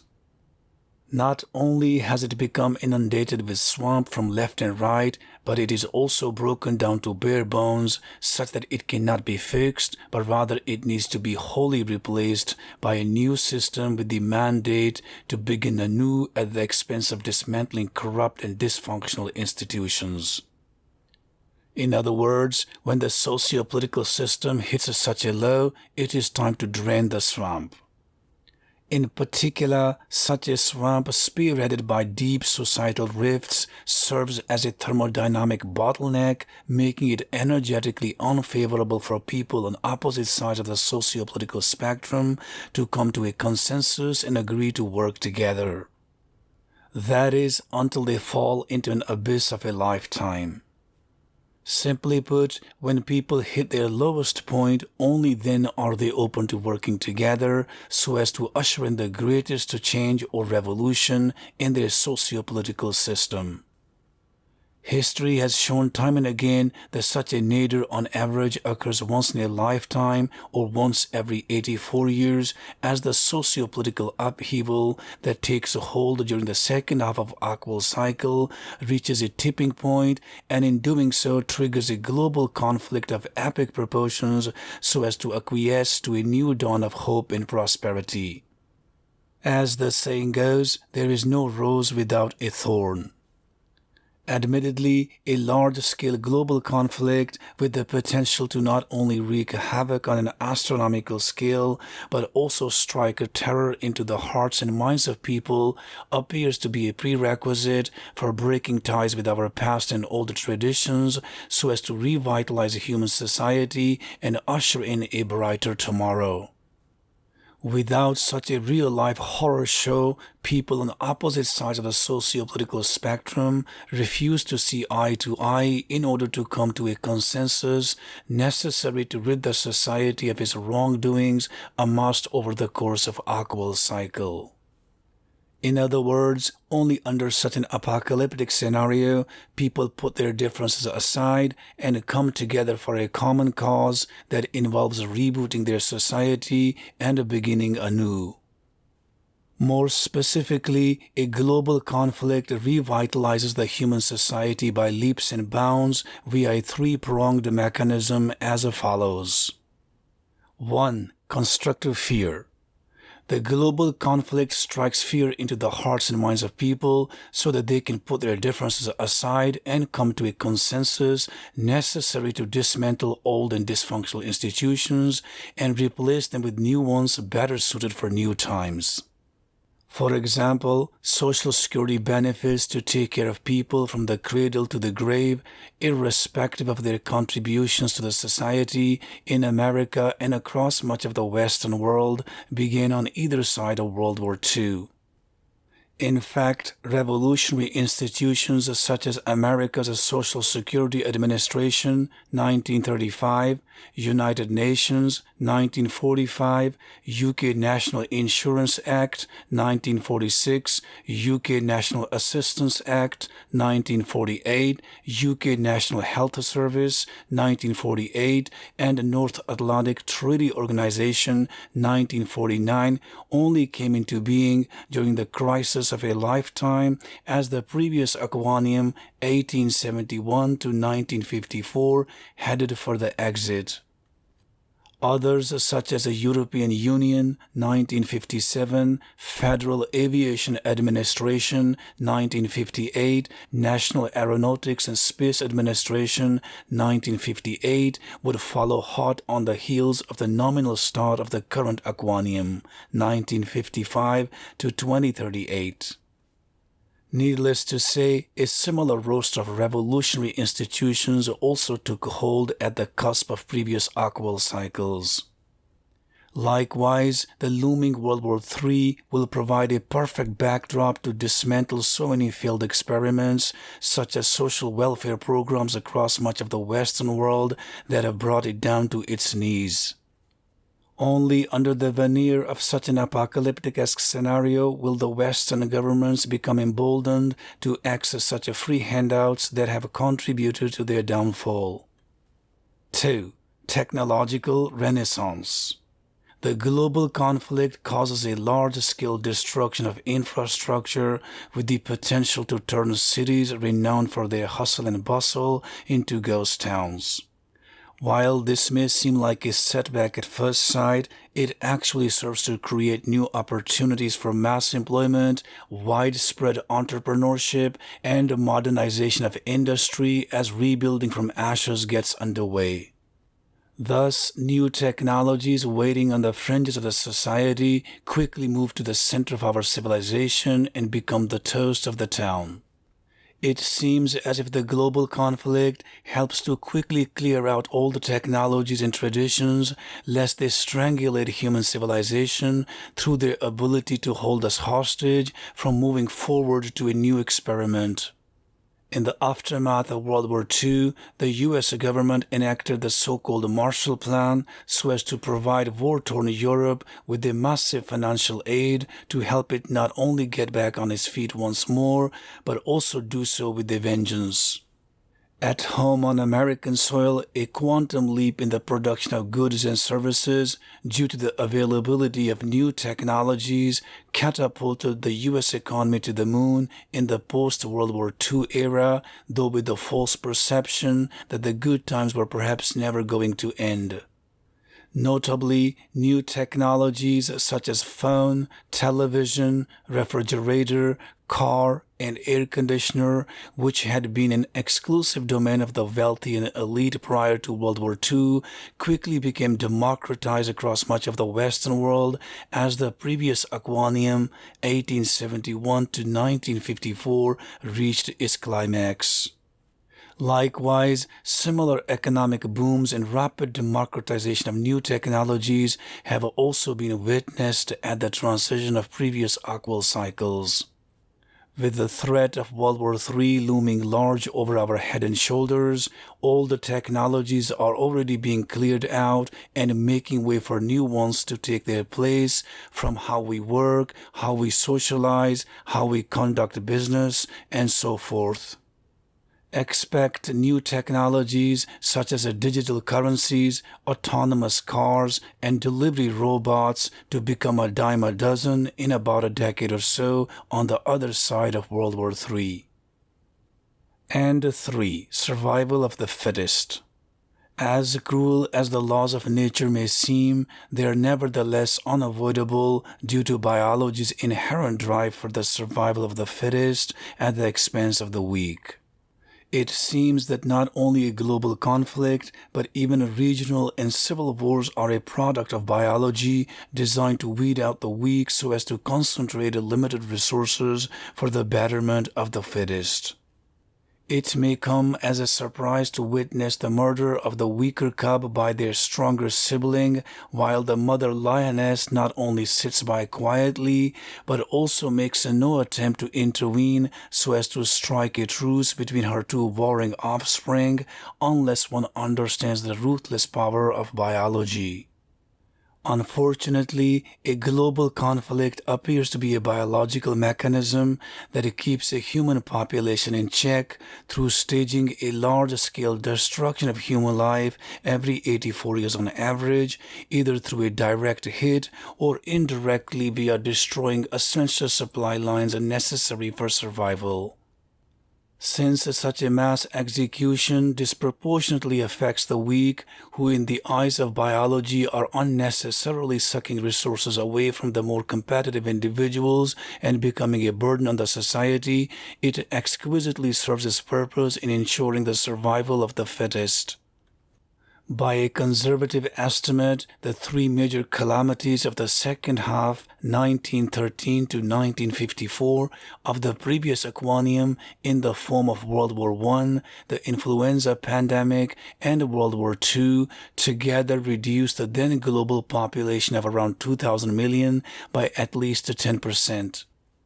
Given that the global population has exponentially exploded since the end of World War II to 8,000 million today, the looming World War III bears the potential to make its predecessor look like a dress rehearsal as we approach the interface of the current and next Aquania. Next subsection. Oqual cycle represents a Rosetta Stone of human civilization. History tells us that humans boast a dubious reputation of burning themselves down and then rising from the ashes to start all over again. The Oqual cycle argues that such a process of purification does not occur randomly, but rather in an orderly and cyclical manner over a period of 84 years on average. While the cyclical nature of human civilization is hardly a breaking news, a number of characteristics nevertheless set the Oqual cycle apart from the previous models as summarized below. 1. It has a fixed periodicity of exactly 84 years. 2. It is globally synchronized in that the trials and tribulations of human society across the globe occur in lockstep with each other. 3. It is universal in that it envisions almost every facet of human civilization, from politics through economy to climate, to oscillate in a synchronized manner over a period of 84 years. And 4. It is based on a systematic calendar synchronized with the Uranian year, beginning with the southern spring and ending with the southern winter. Simply put, the Oqual cycle not only supersedes the previous models, but it also appears to be a lower order harmonic of the daily and annual cycles.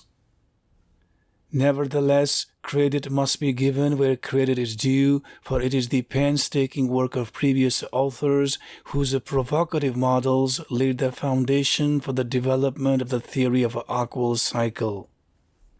Notably, the Oqual cycle is not set in stone in a manner akin to the annual cycle, but rather its dynamics are highly fluid and malleable with respect to the recurrence of eerily similar events spaced apart by some 84 years.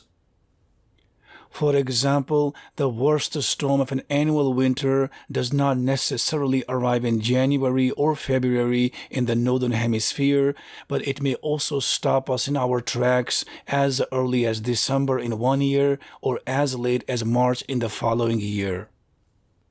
In a similar manner, the archetypal or quintessential events within an Oqual cycle may also occur at the beginning of a season or toward the end.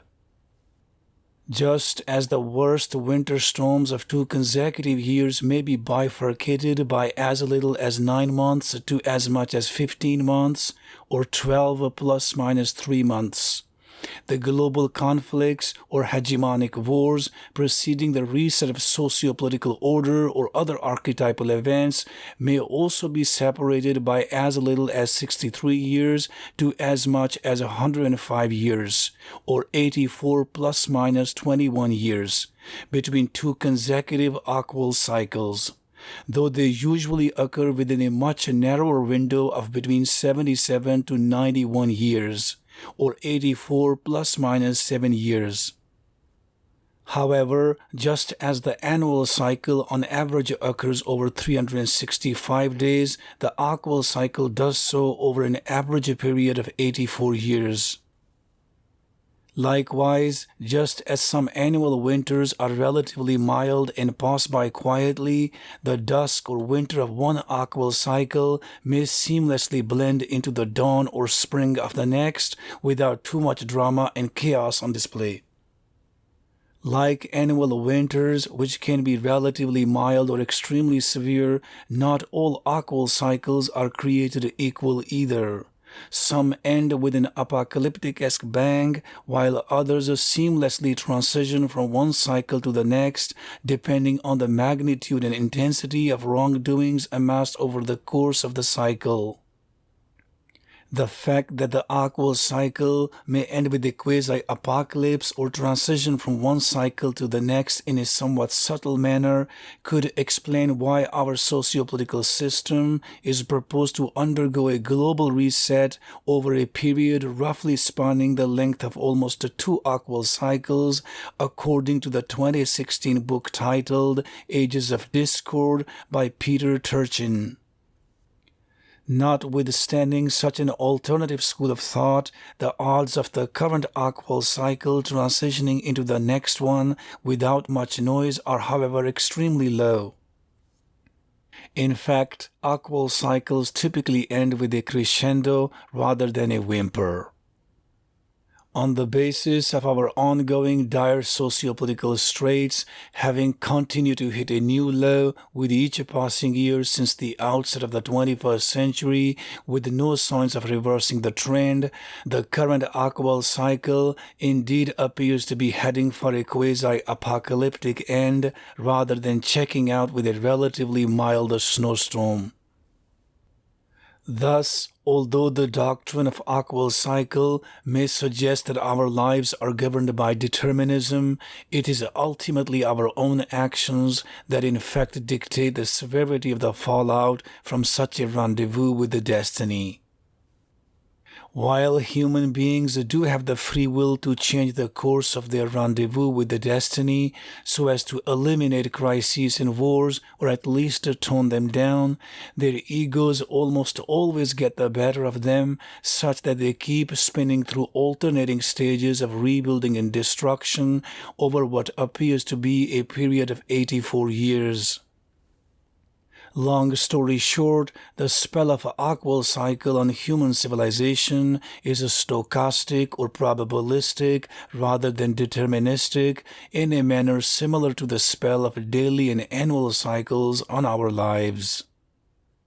For example, the daily cycle dictates our sleeping and working habits, but ultimately we can choose not to wake up in the morning or go about our lives. Likewise, the seasonal changes during the annual cycle provide us with an ample opportunity to make changes to our lives through activities such as planting or harvesting crops, but once again it is up to us to take advantage of nature's bounties, as idle hands reap nothing. What is the biological significance of an Oqual cycle? The Oqual cycle lends human society a subtle mechanism to cleanse itself of its wrongdoings or rectify its errors, lest they snowball into an insoluble labyrinth. Thus, the Oqual cycle essentially serves as a quality control in the progress of human civilization, which parallels mechanisms such as backtracking or proofreading in cellular polymerases to ensure the fidelity of the product before continuing upstream or further afield. Ecology also lends a fitting parallel to the importance of Oqual cycle. Just as forest fires eliminate the weed and dead vegetation on the floor so as to clean up and refuel the soil with new nutrients, the Oqual cycle is equally necessary to revitalize human society after it reaches its lowest point once in a lifetime or every 84 years on average. In analogy with the technology, human civilization appears to behave like a desktop computer that begins to slow down after running for some time as it becomes increasingly corrupted due to a myriad of what could be envisaged as unnecessary and bureaucratic processes holding its RAM hostage, thereby making it choppy and less productive. Like a computer, human civilization thus requires a reboot to rid itself of such background noise in order to remain productive and competitive. Absent an oversight of an Oqual cycle, humans would be at a disproportional risk of burning themselves out or driving themselves into oblivion due to the buildup of errors in perpetuity and lack of checkpoints in the progress of their civilization. One cannot imagine life without there being no darkness of the night.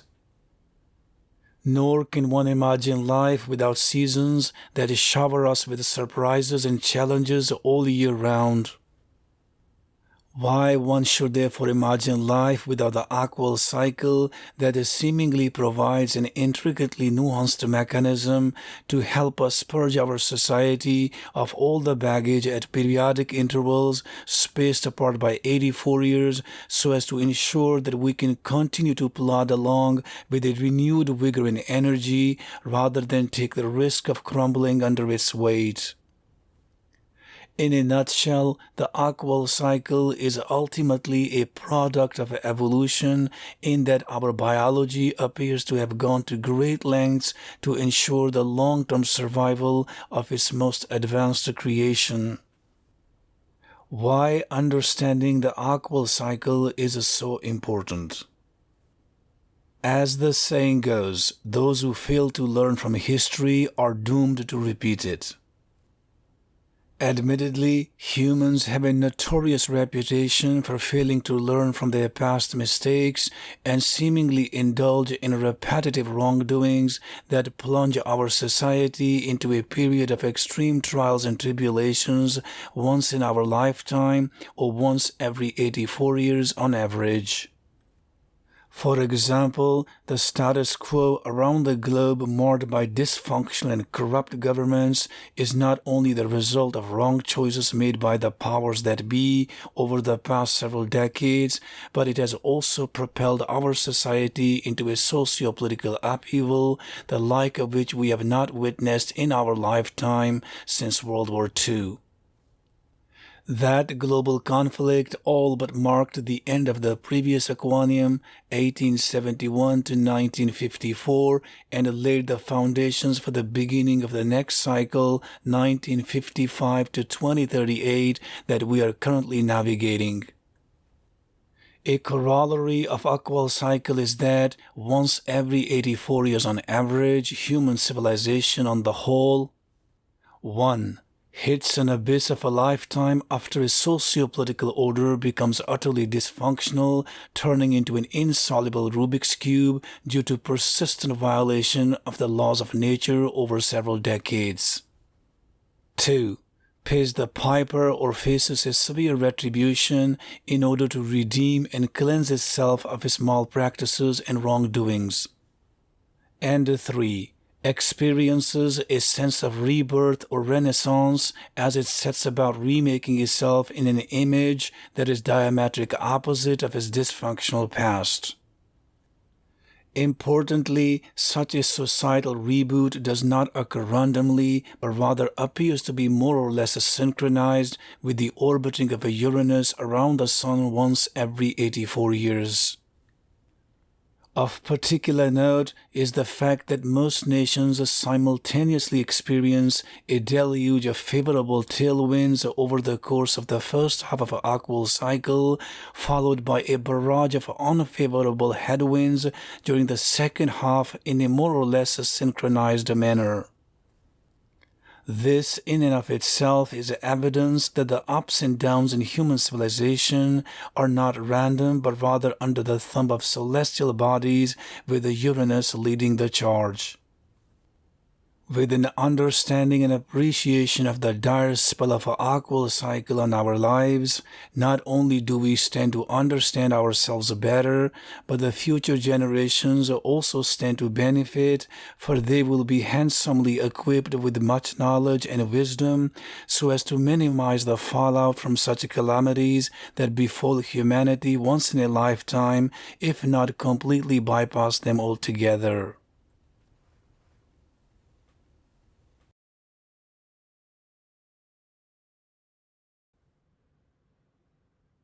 Section 1.3 Generational Impact. In sync with the changes in Uranian climate with respect to its southern pole, the Oqual cycle is subdivided into a quartet of 21-year seasons, chronologically dubbed spring, summer, autumn, and winter. On average, each one of these 4 seasons begets a new generational cohort, such that one can also view the progression of an Oqual cycle through the lens of successive generations. Such a quartet of Oqual generations is designated Generation 1 to Generation 4 or G1 to G4, which respectively correspond to the 4 seasons from spring to winter. Subsection titled How One Can View the Waxing and Waning of an Oqual Cycle Through the Lens of Successive Generations. While cascading through a set of 4 distinct generations, G1 to G4, the Oqual cycle begins with a honeymoon in spring, undergoes a sense of awakening during summer, begins to unravel with the arrival of autumn, and ends in a cataclysmic crisis in winter in order to cleanse out the old system and herald a new dawn. Simply put, during times of crisis in the midst of Oqual winter, particularly circa Annus Horribilis, people not only gel together to overcome shared agonies and sufferings, but also agree to come to a consensus in a non-partisan manner after having navigated to a socio-political abyss. The post-crisis first generation G1, born during Oqual spring under the cloud of renewed cultural growth and a heightened sense of community, coupled with institutional trust, has it much easier because their parents bore the brunt of the woes so that their children would be spared the throes. As G1 comes of age during Oqual summer, the second generation G2 begins to take hold against the backdrop of the society undergoing a period of awakening so as to challenge the authority of elders and the status quo. Having forgotten to learn the lessons from the trials and tribulations that their parents and grandparents had to endure during the preceding Oqual winter marred by a crisis of epic proportions, G1 and G2 begin to unravel and break away from the greater good of the society in order to pursue selfish individualism during Oqual autumn as the third generation G3 crops up. The resulting societal entropy or disorder ushers in a crisis of a lifetime as the final and fourth generation G4 of Oqual cycle emerges during a period of socio-political bedlam in the midst of Oqual winter. Notably, such a generational model parallels the open secret that the wealth rarely lasts beyond 4 generations, in that the riches of one generation become diluted with each successive generation through the extravaganza and reckless squandering of the wealth by their children and grandchildren, such that the great-grandchildren are unlikely to shower in the fruits of the intense labor of their great-grandparents. Yet, in many ways, the seeds of such wealth destruction were planted in parallel with the accumulation of wealth by the first generation, in that its hard work made life easy for their children, who in turn made it even easier for their own children, such that these subsequent generations not only ended up losing zest for life, but also their trove of treasure handed down to them. Consistent with this notion, one can then also view the waxing and waning of human progress over the course of an Oqual cycle due to differential challenges placed upon successive generations as follows. 1. During Oqual winter, hard times carve out a commendable generation of strong people on the back of hard lessons. 2. During the following Oqual spring, strong people bring about good times thanks to their selflessness, hard work, and high moral compass. 3. As the Oqual summer sets in, good times inevitably beget a despicable generation of weak people with the urge for hedonistic pleasure aplenty, but the will for making sacrifices as rare as diamonds. This is due to the lack of challenging times in their lives as a result of the hard work of their parents and grandparents having made life so easy such that it is being taken for granted. And 4. Upon the arrival of Oqual autumn, weak people begin to dismantle the very values that made their parents and grandparents so successful in life. Such unavoidable violation of the basic laws of nature unsurprisingly returns the human society back to square one or the crisis of a lifetime during the Oqual winter. Long story short, a rendezvous with the destiny is therefore not only inevitable, but it also seems to be a prerequisite for bringing about a reset in our socio-political order so as to break ties with the past and purge the society of a plethora of wrongdoings, from the societal ills through excesses and imbalances to transgressions amassed over the course of Oqual cycle in an attempt to herald a new dawn of hope and prosperity. Next subsection. Oqual cycle differentially shapes generational cohorts. Most of us are familiar with the so-called cultural generations such as the boomers and the millennials in America as fed to the masses by media pundits and further espoused by the work of Strauss and Howe in their 1991 book titled Generations. Not only do such cultural generations vary from one nation to another, but they also stretch over a differential time span of as little as a decade to as much as 3 decades. To add insult to injury, such groupings of individuals are predicated on the personal viewpoint of none other than the tail that wags the dog. In marked contrast, the Oqual generations are based on a scientific and logical approach in that each generation is 1. Named first through fourth in a sequential order. 2. Universal in that it is applicable to every nation across the globe. 3. Fixed in length, spanning a period of exactly 21 years. 4. Coincident with an Oqual or Uranian season. And 5. A recurring archetype that re-emerges with each spell of Oqual cycle. In a nutshell, not only do Oqual generations span a fixed time span, but they also form a constellation with their respective archetypes or predecessors from previous Oqual cycles. For example, the first generation G1 of every Oqual cycle can be grouped or clustered together into a unique constellation that shares a similar societal outlook on life, albeit to a varying degree for each one of his archetypes, just as one annual winter is different from another, but nevertheless all winters share the same core structure. Simply put, one can group together Oqual generations across all Oqual cycles into 4 constellations A to D, with each housing one of the 4 generations G1 to G4. Thus, all G1 generations belong to one unique constellation, a ditto for G2 generations, and so forth. How does the Oqual cycle create such a generational constellations? During the course of an Oqual cycle, progressive socio-political forces such as morality, peace, collectivism, globalism, entrepreneurship, moderation, transparency, non-partisanship, ethnic harmony, baby boom, economic well-being, and institutional trust steadily rise over the first half, followed by a more or less symmetric drop during the second half.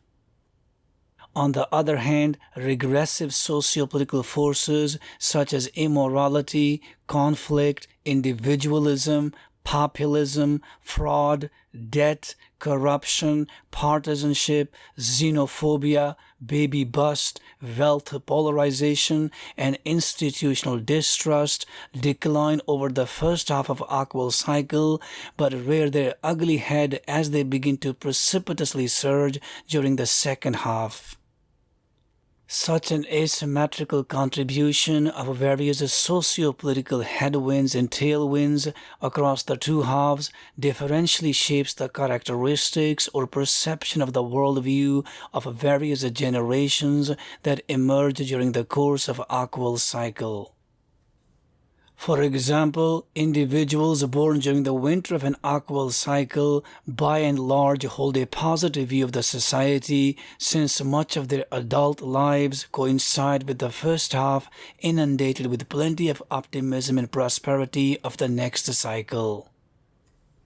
Admittedly, most individuals born during the winter 1934 to 1954 of the previous Aquanium have held the society and institutions in a rather high esteem till quite recently, since the socio-political system largely worked for the masses throughout much of their adult lives, coincident with the first half 1955 to 1996 of the current Aquanium.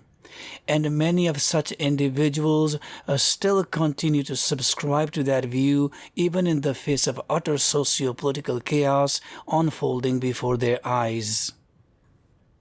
In marked contrast, individuals born during the summer of an Oqual cycle by and large hold a negative view of the society, since much of their adult lives coincide with the second half mired in utter chaos and socio-political upheaval of the same cycle.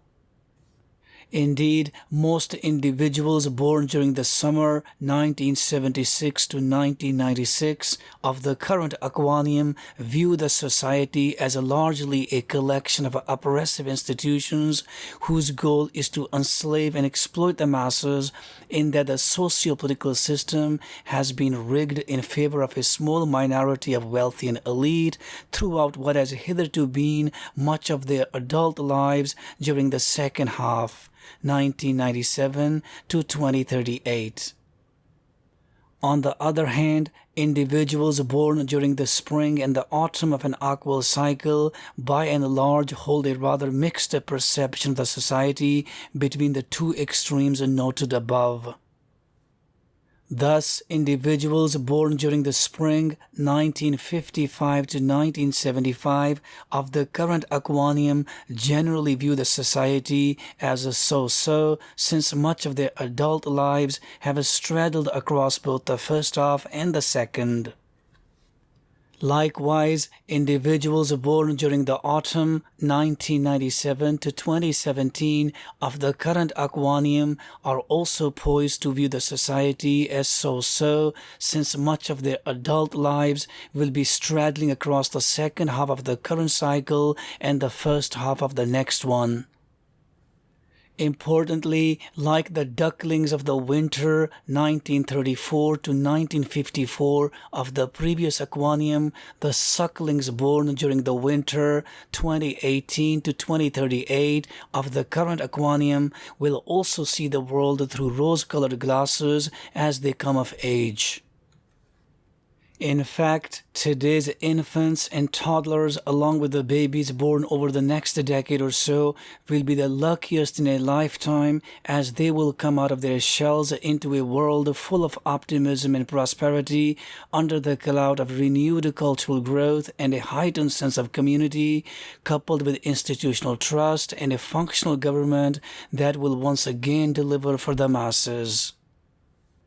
I should add that those planning to have a baby in the near future must do so by no later than Annus Mirabilis 2039 of the next Aquanium, lest they come of age in a world where a pair of rose-colored glasses once again begins to break their bank, as it has been doing so over the past several decades.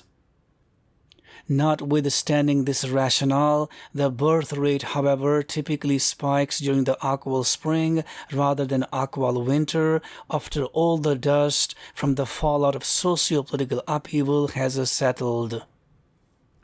Admittedly, the Oqual spring 1955 to 1975 of the current Aquanium witnessed an unprecedented upsurge in baby boom across the globe, with the world population having skyrocketed by almost 50% against the backdrop of relatively prosperous times. While that scenario is unlikely to pan out during the Oqual spring 2039 to 2059 of the next Aquanium due to the planet already being overpopulated, a baby boom is nevertheless on the cards as the curtain is raised over the next cycle in about a decade or so, thereby putting an end to the rather measly birth rate being witnessed today. On a personal note, having been born in 1971 on the cusp of spring-summer of the current Aquanium, I had been baffled all my life as to why my mentors and seniors born a generation or two before me during the winter 1934 to 1954 of the previous Aquanium always saw the world through rose-colored glasses when my own experiences were the diametric opposite. Not only did I begin to lose trust in almost every institution, particularly in the wake of the self-destructive 9/11 wars waged to merely bloat the pockets of the ruling elite at the expense of killing and uprooting millions, but it even provoked my literary mind to coin catchphrases in order to capture a rising wave of corrupt and fraudulent behavior in our society that I have witnessed over the past quarter of a century, as idiomatically expressed below. The doctors have their best interests at your kacht rather than your best interests at their heart. Beware of lawyers. The only law they practice is how to rip one off and then get away with it in broad daylight. Be mindful of big enchiladas promoting a financial product. The odds of it being a fraud are all but unity. While taking a stroll down the street, one should be more mindful of getting shot by the cops at point-blank range rather than getting mugged. Guided by the Oqual theory, no longer do I remain baffled about my past experiences, nor do I continue to hold the misguided view that perhaps my mentors and seniors were simply naive and ingenuous, but rather our experiences are shaped by the differential spell of Oqual cycle on our lives. It matters a lot not only where we are born, but also when we are born, though we still remain clueless as to how we are born and why we are born. Nevertheless, such is the power of Oqual cycle, as it not only arms one to improve their optics through a circular prism like never before, but it also equips them to decode almost every human behavior and societal phenomenon that befalls us. In short, the Oqual theory argues that we are not only connected to our past via our genotype or DNA, but also through our phenotype or characteristics due to the cyclical nature of our civilization. Next subsection. How can Oqual cycle help me rationalize my own successes and failures in life? The readers should note how successes and failures in their own lives waxed and waned in parallel with the rhythm of Oqual cycle. This is due to the fact that the prevailing socio-political atmosphere at each stage of one's life intricately determines their fate. For example, as a university professor in the field of biomedical research who began to apply his trade at the outset of the 21st century, just as the current Aquanium had taken a turn for the worst, I should have been mindful of the dire spell of his ugly second half, 1997 to 2038, that has hitherto spared few in academia. Tellingly, among a wide array of academic scientists of my generation, I have only once in a blue moon come across someone who is even barely satisfied with how things have turned out for what they had perceived to be a rather prestigious and fruitless career choice during their college years against the backdrop of then relatively prosperous and upbeat times. Though such happy times were on their last leg, as most of us would be left stranded in the middle of nowhere rather than being given a ride off into the sunset. Little any of us would have known during our good old college years that we would come of age during times of a rising wave of socio-political upheaval that would accompany us from our heydays till well into our old age, and that we will never see good times in spite of having sacrificed our lives for a career that we took to heart with all our passion and zest abound. Rather than being rewarded for our ingenuity and dedication to a career that only the brightest in the society stand a chance of pursuing, the powers that be made us feel like criminals and put us through so much interrogation that it almost became impossible to do the science that we had dreamed of during our college years. Indeed, most of us would wholeheartedly attest to the fact that such a bureaucratic red tape made us squander most of our precious time and resources that we ought to have devoted to what we loved most. To add salt to our proverbial wounds, an overwhelming majority of us would even switch fields to pursue the utter garbage that had become politically popular and easily fundable rather than what would set our pulse racing every morning. Necessity may be the mother of invention, but the groundbreaking scientific discoveries are the product of pure serendipity. A transition state of nirvana that can only be achieved when scientists are unshackled so as to enable them to pursue the craziest ideas without a bureaucratic oversight, for they should not need to justify to anyone why they do what they do, for their passion alone is the best metric of their productivity and promise of what they stand to deliver for the society writ large. Admittedly, it is therefore hardly surprising that scientific discoveries by and large appear to have hit a roadblock during the second half, 1997 to 2038, of the current Aquanium, and arguably pale in comparison to what the generations before us unearthed during the first half, 1955 to 1996, That was made possible in no small part due to there being relatively prosperous times when bureaucracy took the back seat and allowed the scientists to unleash their full potential without becoming entangled in the socio-political drama. That is all the more damning given that the rather paltry bucket load of dollars allocated towards scientific research during the second half of the 20th century pale in comparison to the humongous ocean load of funds that have already been squandered during the first quarter of the 21st century alone. Thanks to the bureaucratic and wasteful practice of today's corrupt and fraudulent institutions having adopted and normalized a culture of ever-diminishing returns on research dollars. Against the backdrop of such a pandemonium and powered by the deadly motto of fake it till you make it, the second half of the current quantum has unsurprisingly bred a growing generation of fraudsters and charlatans who have exploited the equally fraudulent institutional system to steal most of the resources away from bona fide scientists, bereft of projecting such a misleading caricature. In nature, the opposites attract. But it is the likes that have attracted the likes vis-a-vis the funding of scientific research over the past quarter of a century. A fraudulent institutional system only stands to resonate with the fraudsters and their shenanigans.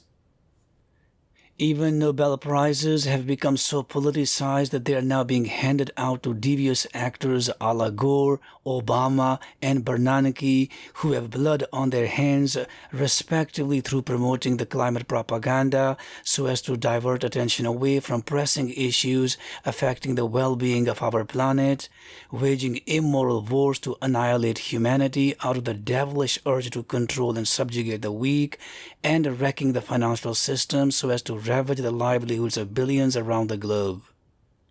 These are all signs of the times when nature wages a war of its own to push back against the self-proclaimed Gog and Magog, and in doing so it purges the society of utter evil so as to give humanity a fresh start. However, the honeymoon period barely lasts more than a few decades before the likes of Gog and Magog take root once more and bring the society into utter disrepute every 84 years on average, as exquisitely embodied in the Oqual cycle.